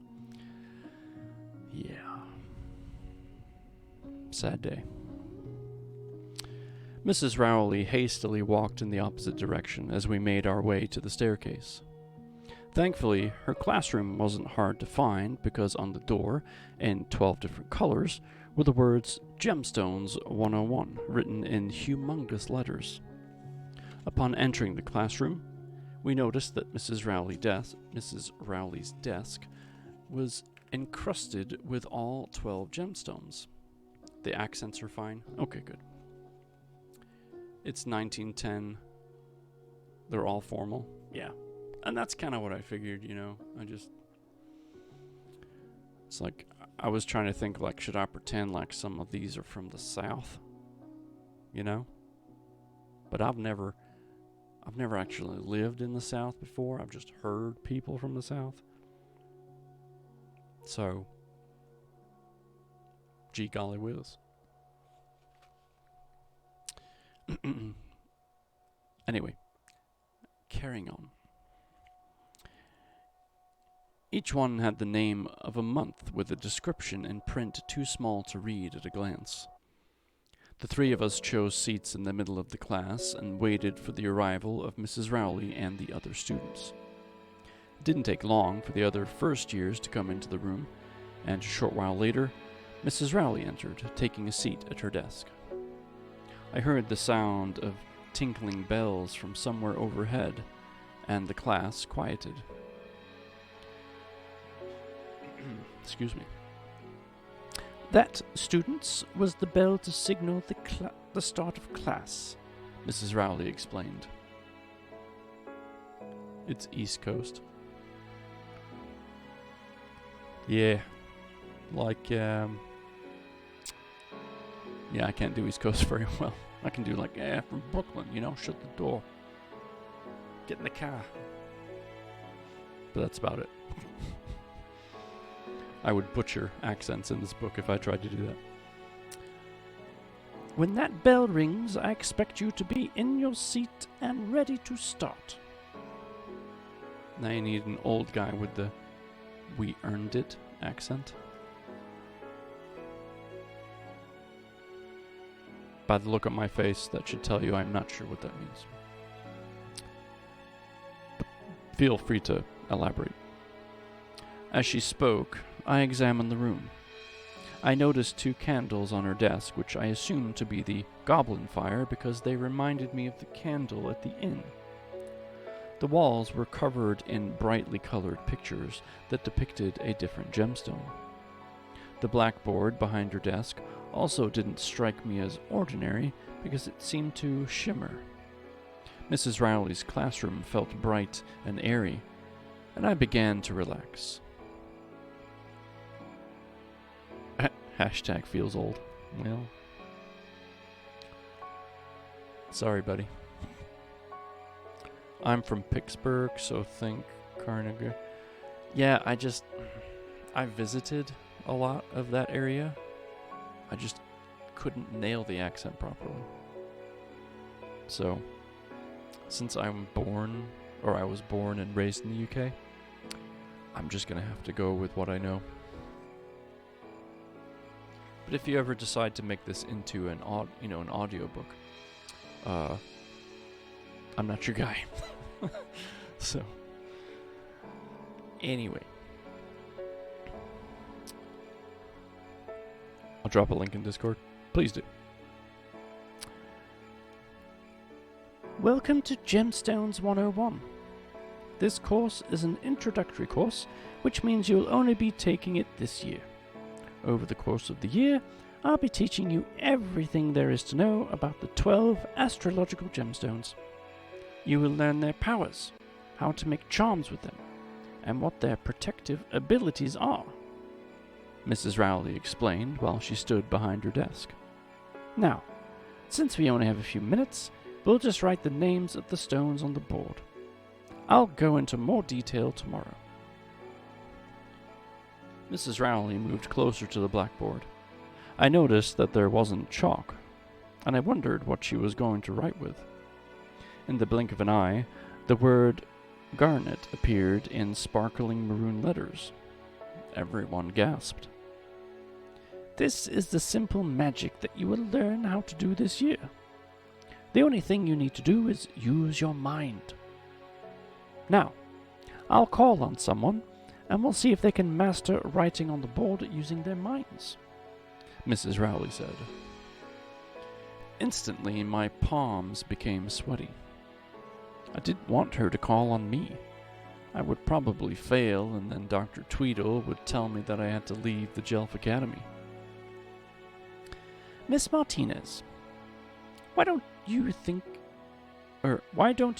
of a gemstone and imagine writing the name and the gemstone's color on the board? Josephina stood up from her seat and stared at the blackboard. Her face scrunched up in concentration. It took a few seconds, but finally the word emerald appeared in dark green letters. Very good, Miss Martinez. That was great, Mrs. Rowley complimented. Now, let's see. How about Miss Fitzgerald? Suddenly, my mind went completely blank for a moment. What if I couldn't make anything appear on the board? The first gem I could think of was the amethyst, which I recalled was the exact color of my eyes. I concentrated on the word and the color. To my surprise, the word popped up on the blackboard almost as soon as I thought of it.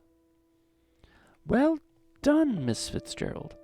Not many students in their first year can accomplish that as quickly as you just did. It would please me if you could stay after class for a few minutes, Mrs. Rowley said in awe. I nodded my head as I sat back into my seat, stunned by how well I had done. Mrs. Rowley called on someone else to put a gem name on the board. The class got most of the gem names displayed by the time I heard the tinkling sound that signaled the end of the class. The other students got up from their seats. and I lagged behind to speak to Mrs. Rowley. "Do you want us to wait for you outside the door?" Josephine asked. No. You go on ahead. I don't want to be too late. Or I don't want you to be late, I replied. I walked to the front of the classroom and stood before Mrs. Rowley's desk. "Miss Fitzgerald, I must say that was one of the best displays of magic I've ever seen on the first day of class in many years." "Thank you, ma'am." "Who are your parents?" "My father was a human, and my mother was a pixie. Her name was Rachel Mikowski. They both passed away when I was young," I sadly replied. "No wonder you have so much talent. You have my sympathy. I am saddened to hear about your parents. Who has taught you?" Mrs. Rowley asked. "No one," I said nonchalantly. "I should let you get to your next class, so you're not late. We can talk more about this later. I knew your mother very well. I can't believe I didn't see the similarities." I said goodbye to her and left the classroom. Where was the predicting the future classroom located? Students rushed in every direction in the hallway, and I was unsure of who to ask. After what seemed like a few minutes, I began to panic. I didn't want to be late. I was so distracted to find the class, I almost ran into somebody. "I'm sorry," I said. I was not paying attention to where I was going." I looked up into the bluest eyes I had ever seen. They looked like two floating pools of ice water, and his long eyelashes lightly brushed his cheeks when he blinked. The boy standing in front of me was incredibly handsome. His blonde hair was short and cut neatly around his ears. His full lips opened in a smile as he looked down on me. "I'm guessing you need help," he said. "Yes, I do." You have my sympathy and my axe. Oh wait, wrong book. I replied truthfully, hoping he would help me. "Where are you going?" "Predicting the future," I replied. "I know where that room is. Come on, follow me." "You were heading in the wrong direction," the boy replied. "My name is Thomas Whitmore, by the way." He extended his hand to me as we walked down the hall. "I'm Jane Fitzgerald," I said, smiling. "Well, it's nice to meet you, Miss Fitzgerald. I'm in my 3rd year at the Jelf Academy," Thomas said. "How'd you like it so far?" "Everything is wonderful here," I replied. He quirked his brow and slightly chuckled. We continued to walk down the hall, passing the Gemstones 101 classroom, until he pointed to a door at the end of the hall. I felt rather foolish, since I had turned the wrong way when I had left the Gemstones 101 classroom. I stopped at the door and turned to look at Thomas. "Thank you for helping me," I said. "It was no problem," he assured me. As I stood looking at his handsome face, a girl's arm slipped through his. Betty Ann Barber came to his side. Yeah, could have guessed.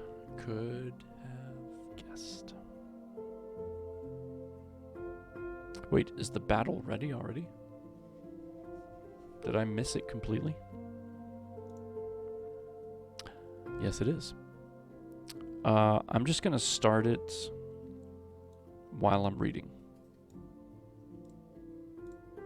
We'll see it in the top of the screen.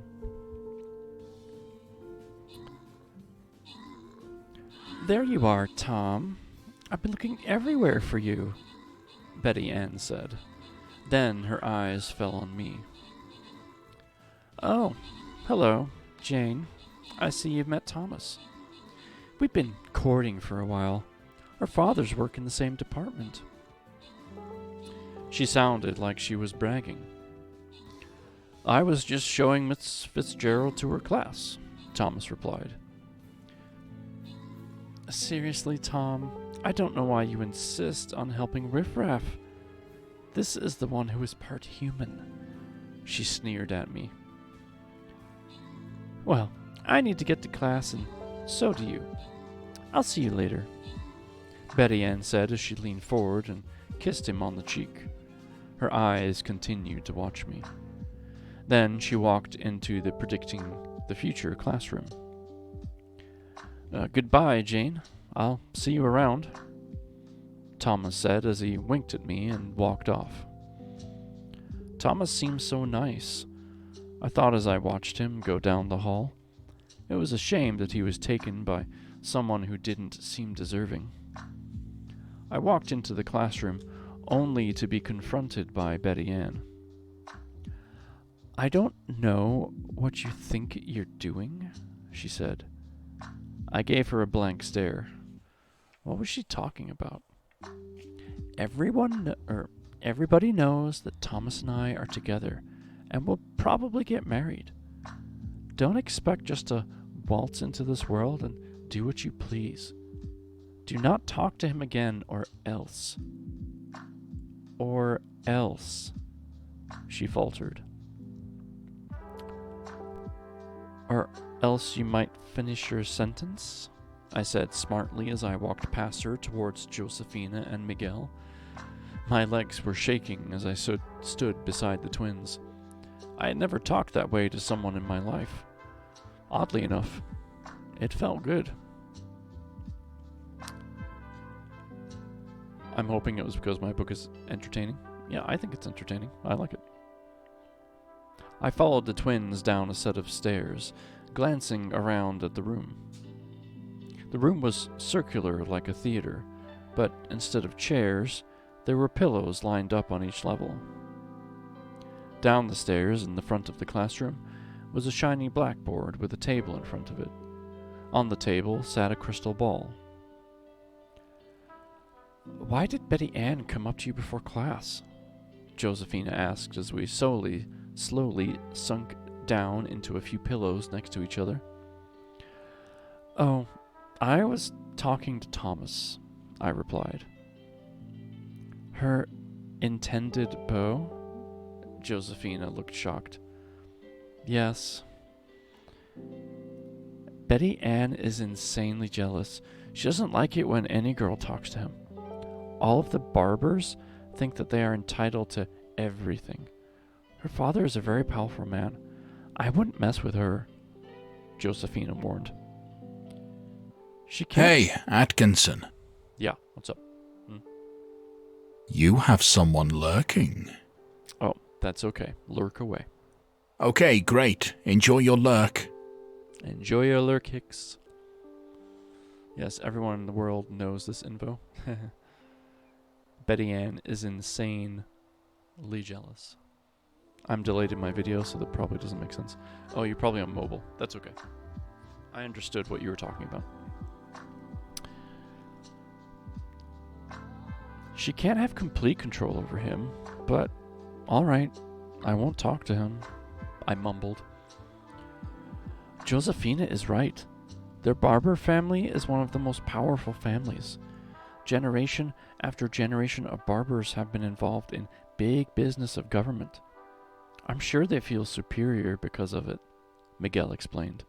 Just a few years ago, our father found a hidden gem mine which made our family quite a bit of money. Our family is still looked down on by old money families like the Barbers. They still see us as the lower class. Our conversation was interrupted when a woman entered the room from behind a beaded curtain at the bottom of the stairs. She walked out as if she had just entered a stage, wearing an orange bandana over her dark hair. Long earrings dangled from her earlobes, but smaller studs adorned each ear.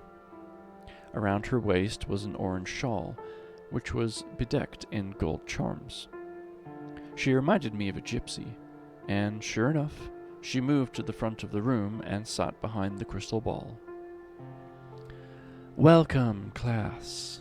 Please have a seat," she said. "My name is Miss Crescent, and I'm the Predicting the Future teacher.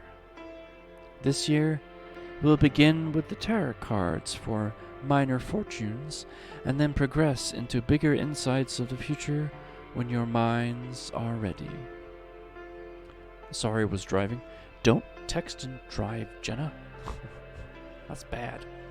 Get in trouble. Hold on, let me open this chest. Garuki and Aranel, well done. Boss defeated. Ba-ba-da-ba. We'll start the next battles on the next stream for sure. Yes, don't text and drive. But welcome back.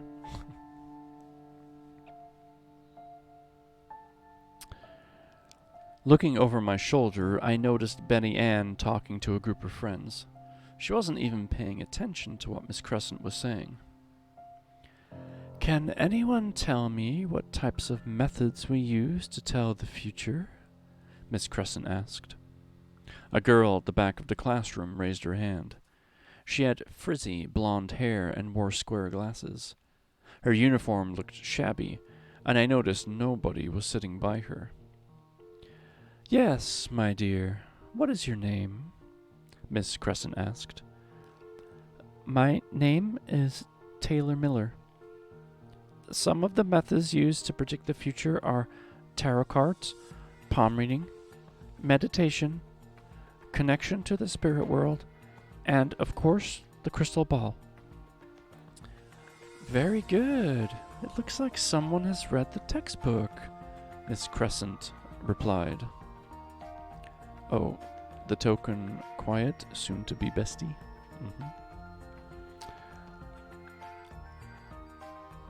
Oh, "I've actually read the whole book, ma'am," Taylor said.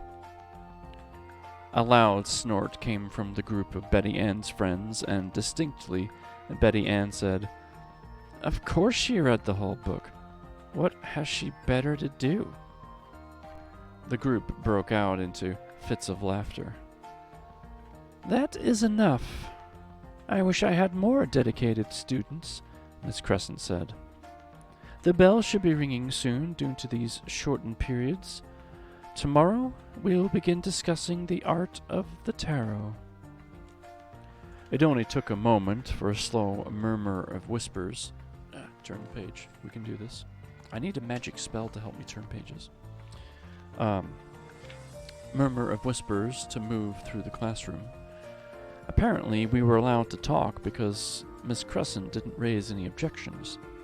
She sat there with her eyes closed, and it seemed she was completely oblivious to the noise. "What class do we have next?" I asked the twins. "History of Pixies," they replied simultaneously. I almost laughed at how accurately they had said it, not missing a beat with the other. When the bell finally rang, and we got up from our seats, moving into the hallway as Miss Crescent continued to sit still with her eyes closed. "Where is the History of Pixies room?" I asked. "I think it's on the first floor," Josephina replied as I followed her down the stairs.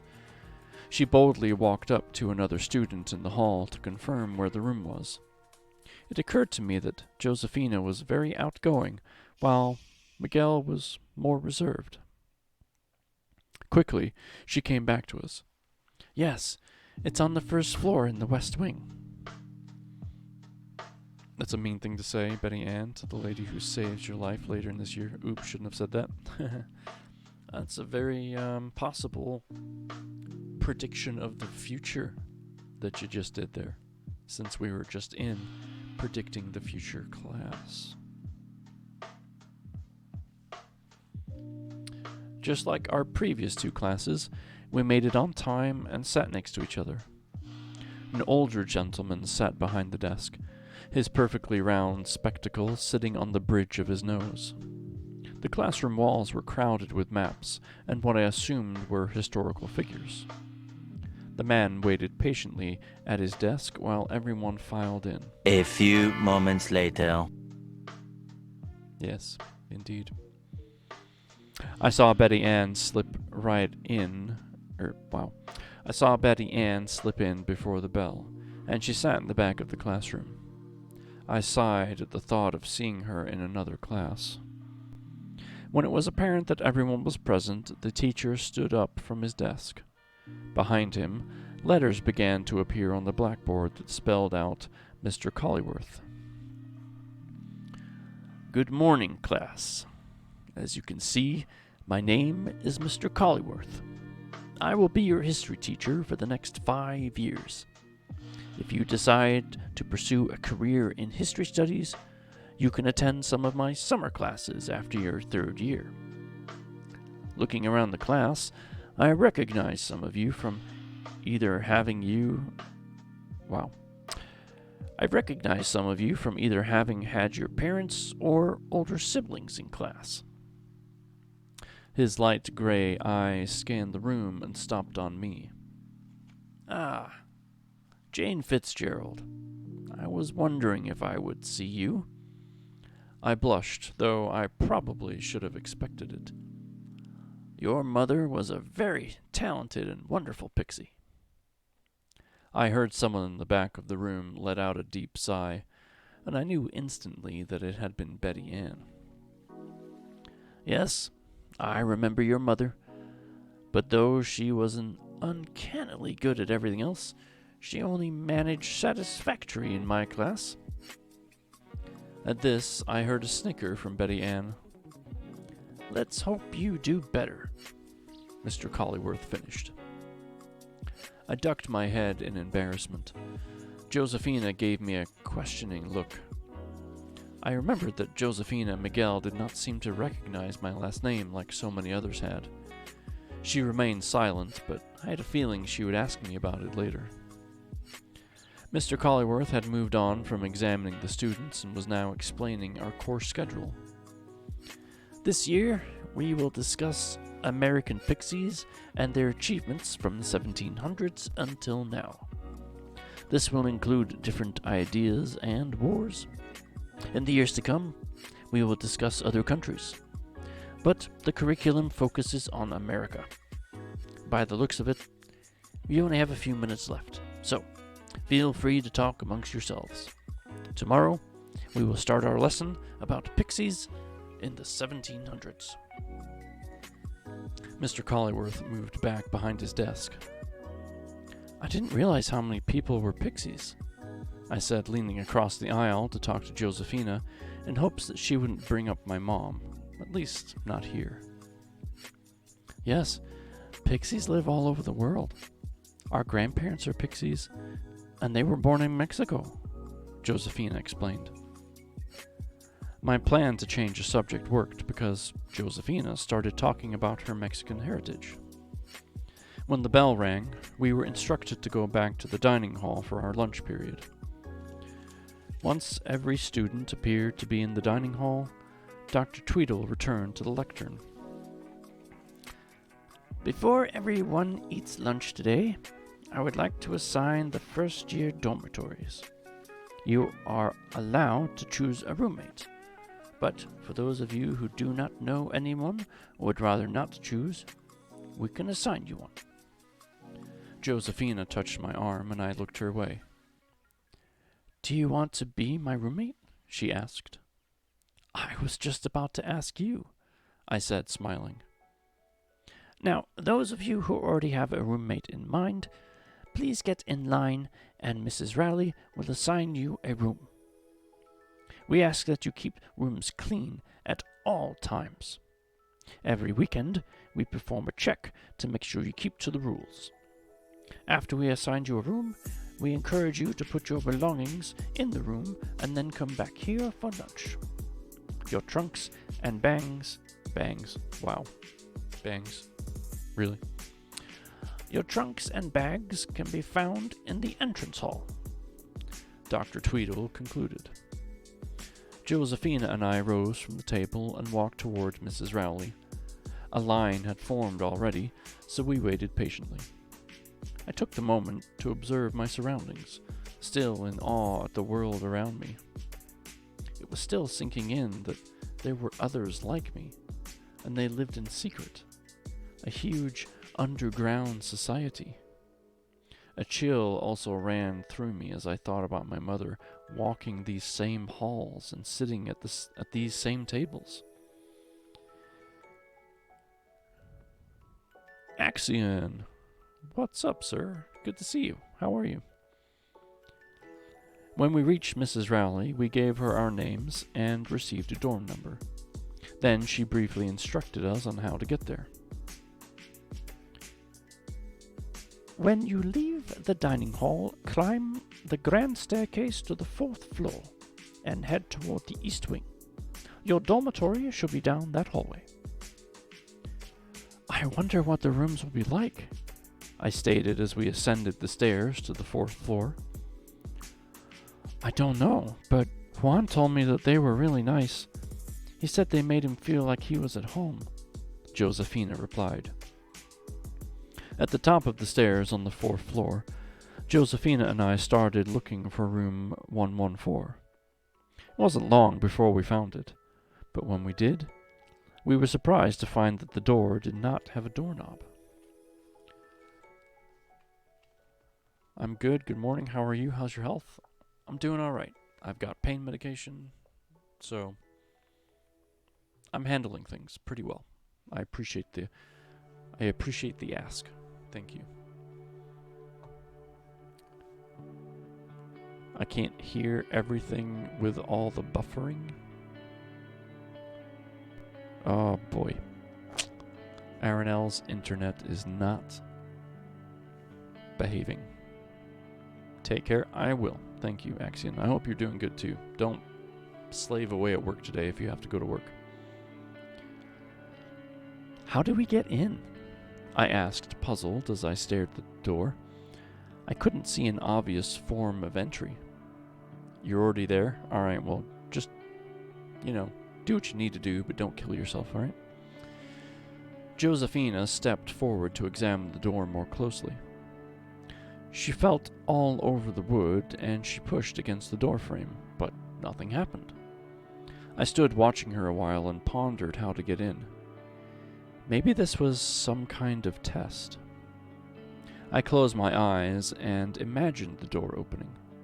Maybe if I thought about it hard enough, the door would open, just like the day my father died.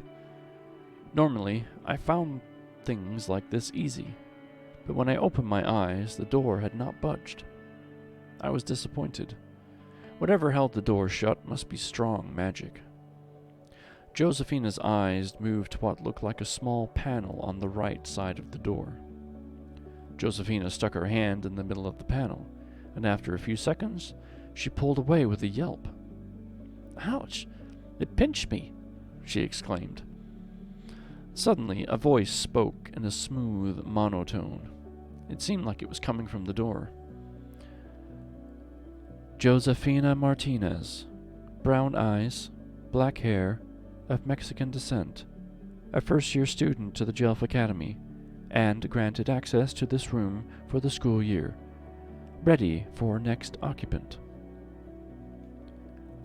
Wow, how did it know all that? Josephina asked as she stepped back from the door to let me get closer. I'll have to watch the VOD later. I'm sorry, Aranel, that sucks. I placed my palm on the panel and anticipated the pinch. Quicker than I expected, I felt a sharp pain in the palm of my hand and pulled away. Jane Fitzgerald, violet eyes, blonde hair, of English and Polish descent, a first-year student of the Jelf Academy, and granted access to this room for the school year, the monotone voice said. This room has been programmed to read the wait, hold on. That's not the robot talking. This room has been programmed to read the palms of the occupants only. This allows belongings. Nope, that is the voice. Gosh darn it. I'm winning. This room has been programmed to read the palms of the occupants only. This allows belongings to remain secure. Have a good school year, the voice continued. The door slid to reveal our dorm. A white, puffy carpet lay on the floor, and the walls were a light purple. Hashtag winning, I know. Lamps that looked like flowers sat on the tables between the two matching beds. I bid you adieu for the evening. Glad I was able to hear when I could tonight. Thank you, Hicks. I'm so glad you could stop by for much longer than I ever thought you could. So I hope you have a great sleep. And yeah, I will text you a happy Christmas and all that good stuff. But until then, have a great rest of your week. And yeah, Merry Christmas to you. Both beds had purple comforters with huge purple pillows. I crossed the room and sat on the second most comfortable bed I'd ever sat on in my life. Josephina sat across from me on the other bed. It doesn't suck. I'd love to watch this stream twice. I meant that your internet sucks, not that you had to watch it. Silly. Juan wasn't lying, Josephina remarked. It is almost as good as home. Better than home, I mumbled under my breath. Josephina must have heard because she leaned toward me with concerned eyes.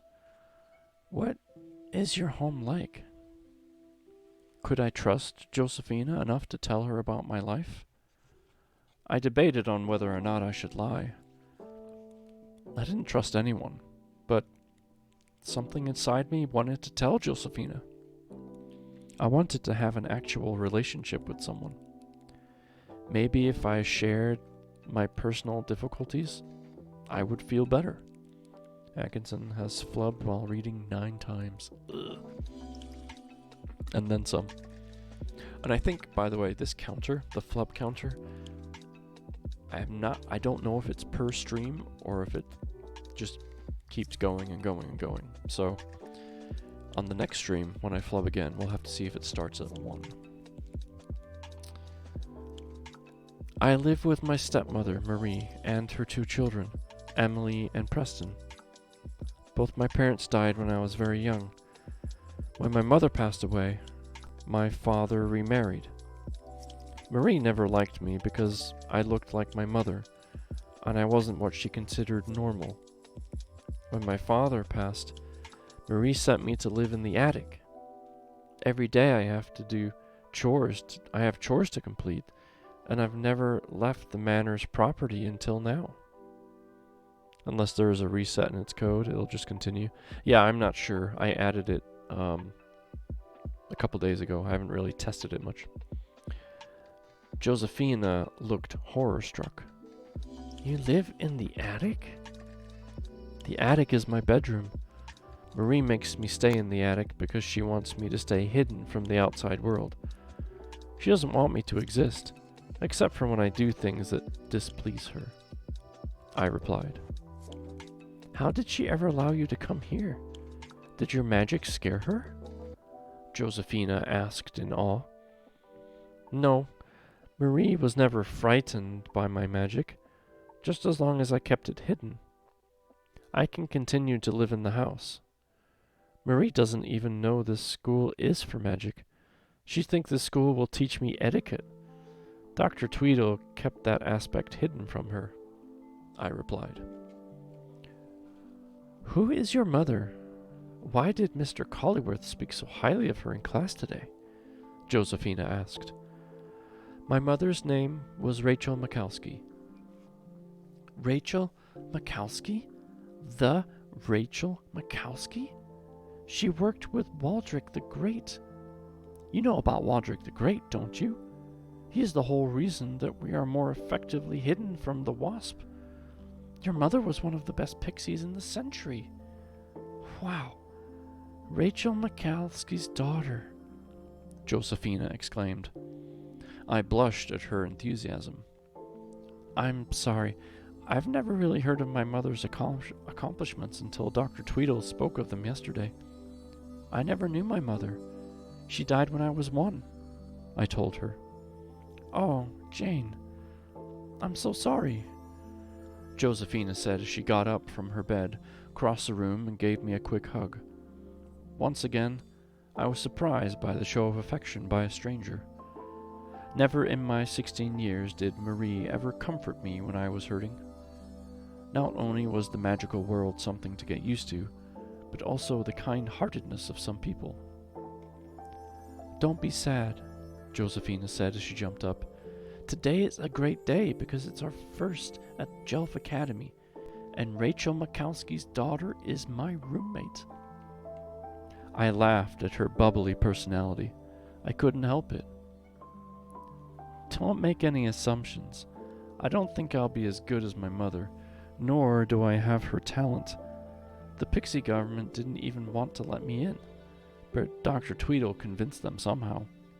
If I don't do well enough here, I'll probably be expelled. You don't know that yet. It's only the first day, Josephina pointed out. Tell me about your home, I asked to change the subject. We live in a nice home, but that wasn't always the case. Like Miguel mentioned earlier, our father stumbled on a gem mine. He has a few different companies where he sells the gemstones. Our dad is also very creative, so he makes his own jewelry designs. It was very lucky for our family that he made this discovery, Josephina explained. That's great, Josephina. Do you have any other siblings besides Miguel and Juan? I wondered. No. My mom is very caring, but sometimes she worries about us too much. She used to be a governess, but was able to quit when my father started his business. Ever since we moved to our new house, she was able to teach us instead of focusing on others. My mom is amazing. Maybe you'll get to meet her one day. I would love that. Josephina, don't you have anyone at the Jelf Academy that you know? Friends from home? I asked, wondering why she had chosen to be my roommate.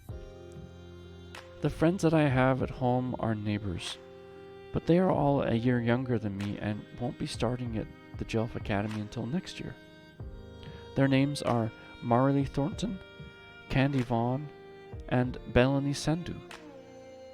When we moved into the new house, none of the neighbors' children would talk to Miguel and me, but finally, those three girls started being nice, Josephina said as she glanced around the room. Suddenly, she appeared startled.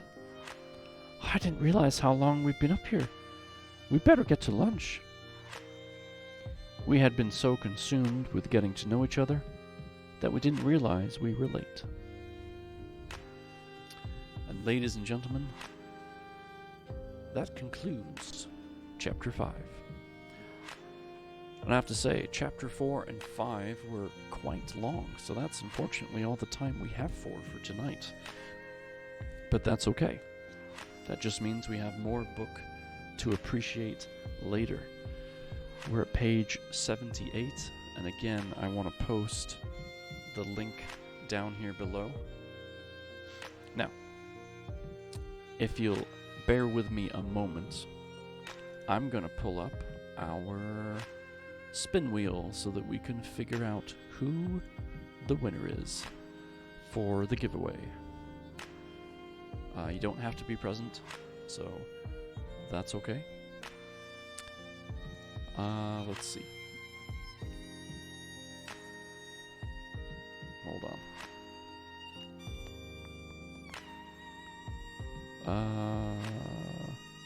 Oh, they're all white. That's why. That's going to be a problem. Bear with me a moment. That was dumb of me.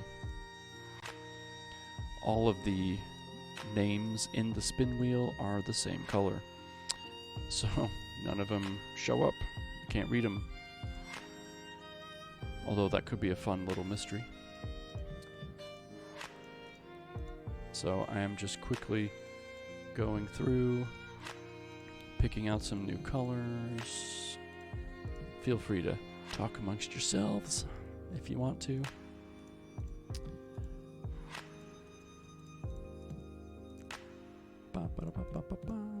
Almost done. Got a few left. Ugh. So much clicking. All right. 3 more. 2 more. 1 more. And let me save that. All right. Let's click launch. Okay, that's better. All right. So now I just got to get the thing to show up.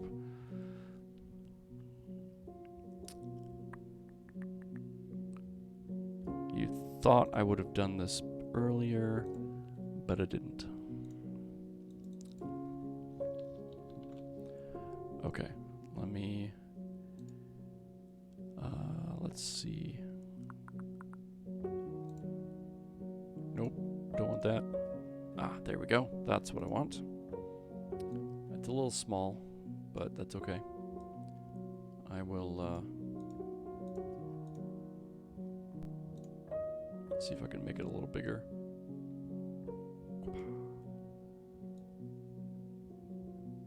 All right. Ladies and gentlemen, lots of introduction to the world. Yes, and introductions are good. I like all the details. It's great. Last chance. Does anyone else want to get their name into the ring? Or in this case, into the wheel? I can add you, and I can redo the wheel. Not a big deal. Wheel, deal. It rhymes. Going once. Going twice. All right. In that case, let's spin. Did it spin? Why aren't you spinning? Oh, there we go. Jeepers.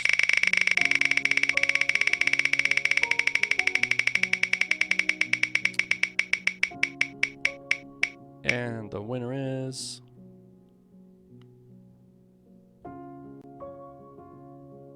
It's Hicks. Why isn't it showing up down below? Oh, there we go. You got a new car. Yeah. And of course, Hicks just left. So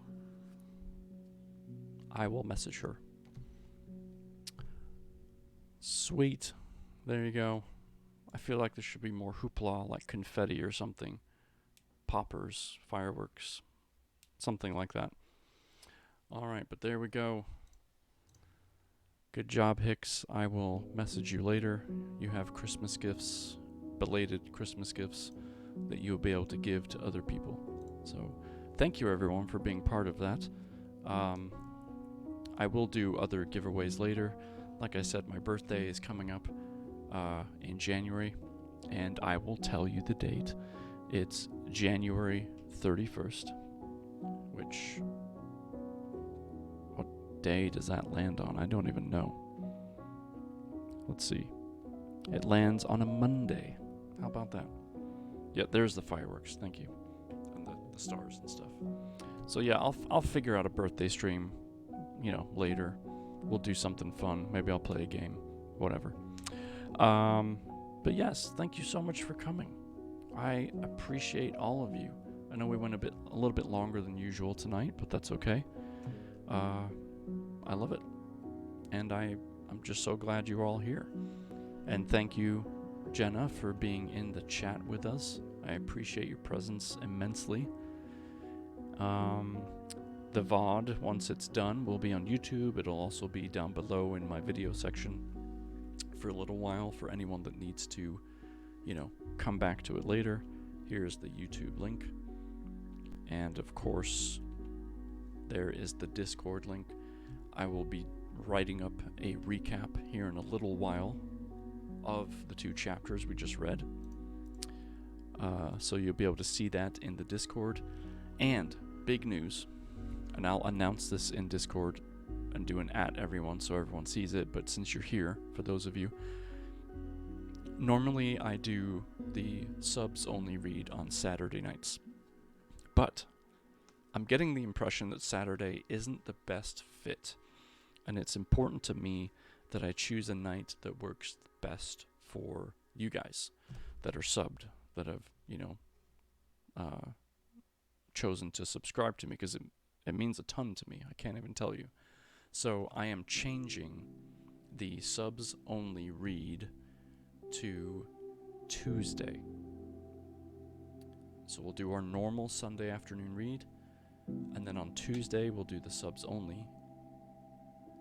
Or wait, should I do Tuesday? Because that's the same as Aaron's, and I don't want to,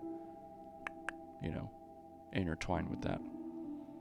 You know what? I'm gonna take tonight and figure it out.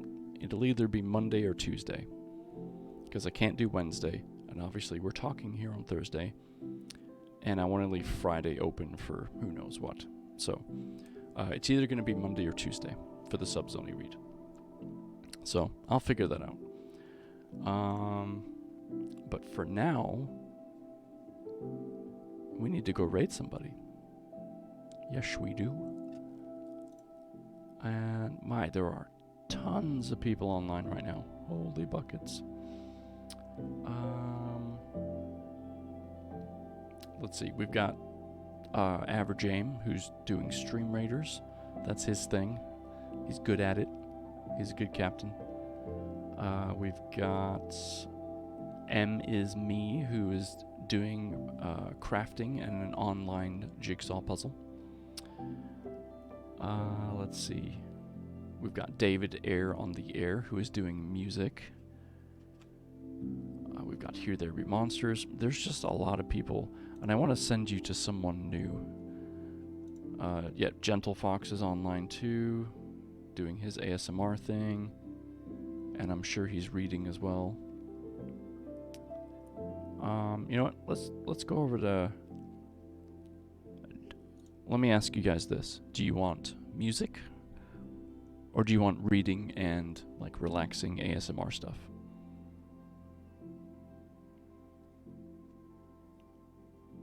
You tell me, because both of these streamers are very different. Very different.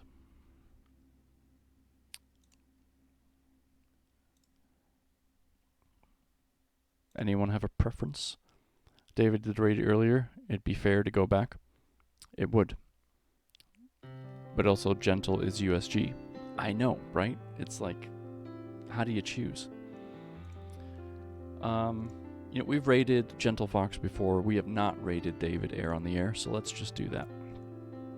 And then next time we'll see what happens. Alright. Thank you, everyone, again for being here, for the subscriptions that came in tonight, for the new follows, and just all the love in chat and the hype about this book that we are reading. I appreciate all of you. Our next read won't be until the subs only read, which will be Monday or Tuesday. I won't be reading on Sunday. Just keep that in mind. I won't be home to do that. We'll still be celebrating Christmas with family. So our next read of this book will be Thursday, just like tonight, next week. But in Discord, we'll be reading Monday or Tuesday, just depending on which day I land on. So until then, even though you may not be able to change the world, you can change the world for someone. Thank you. Take care, and Merry Christmas to you all.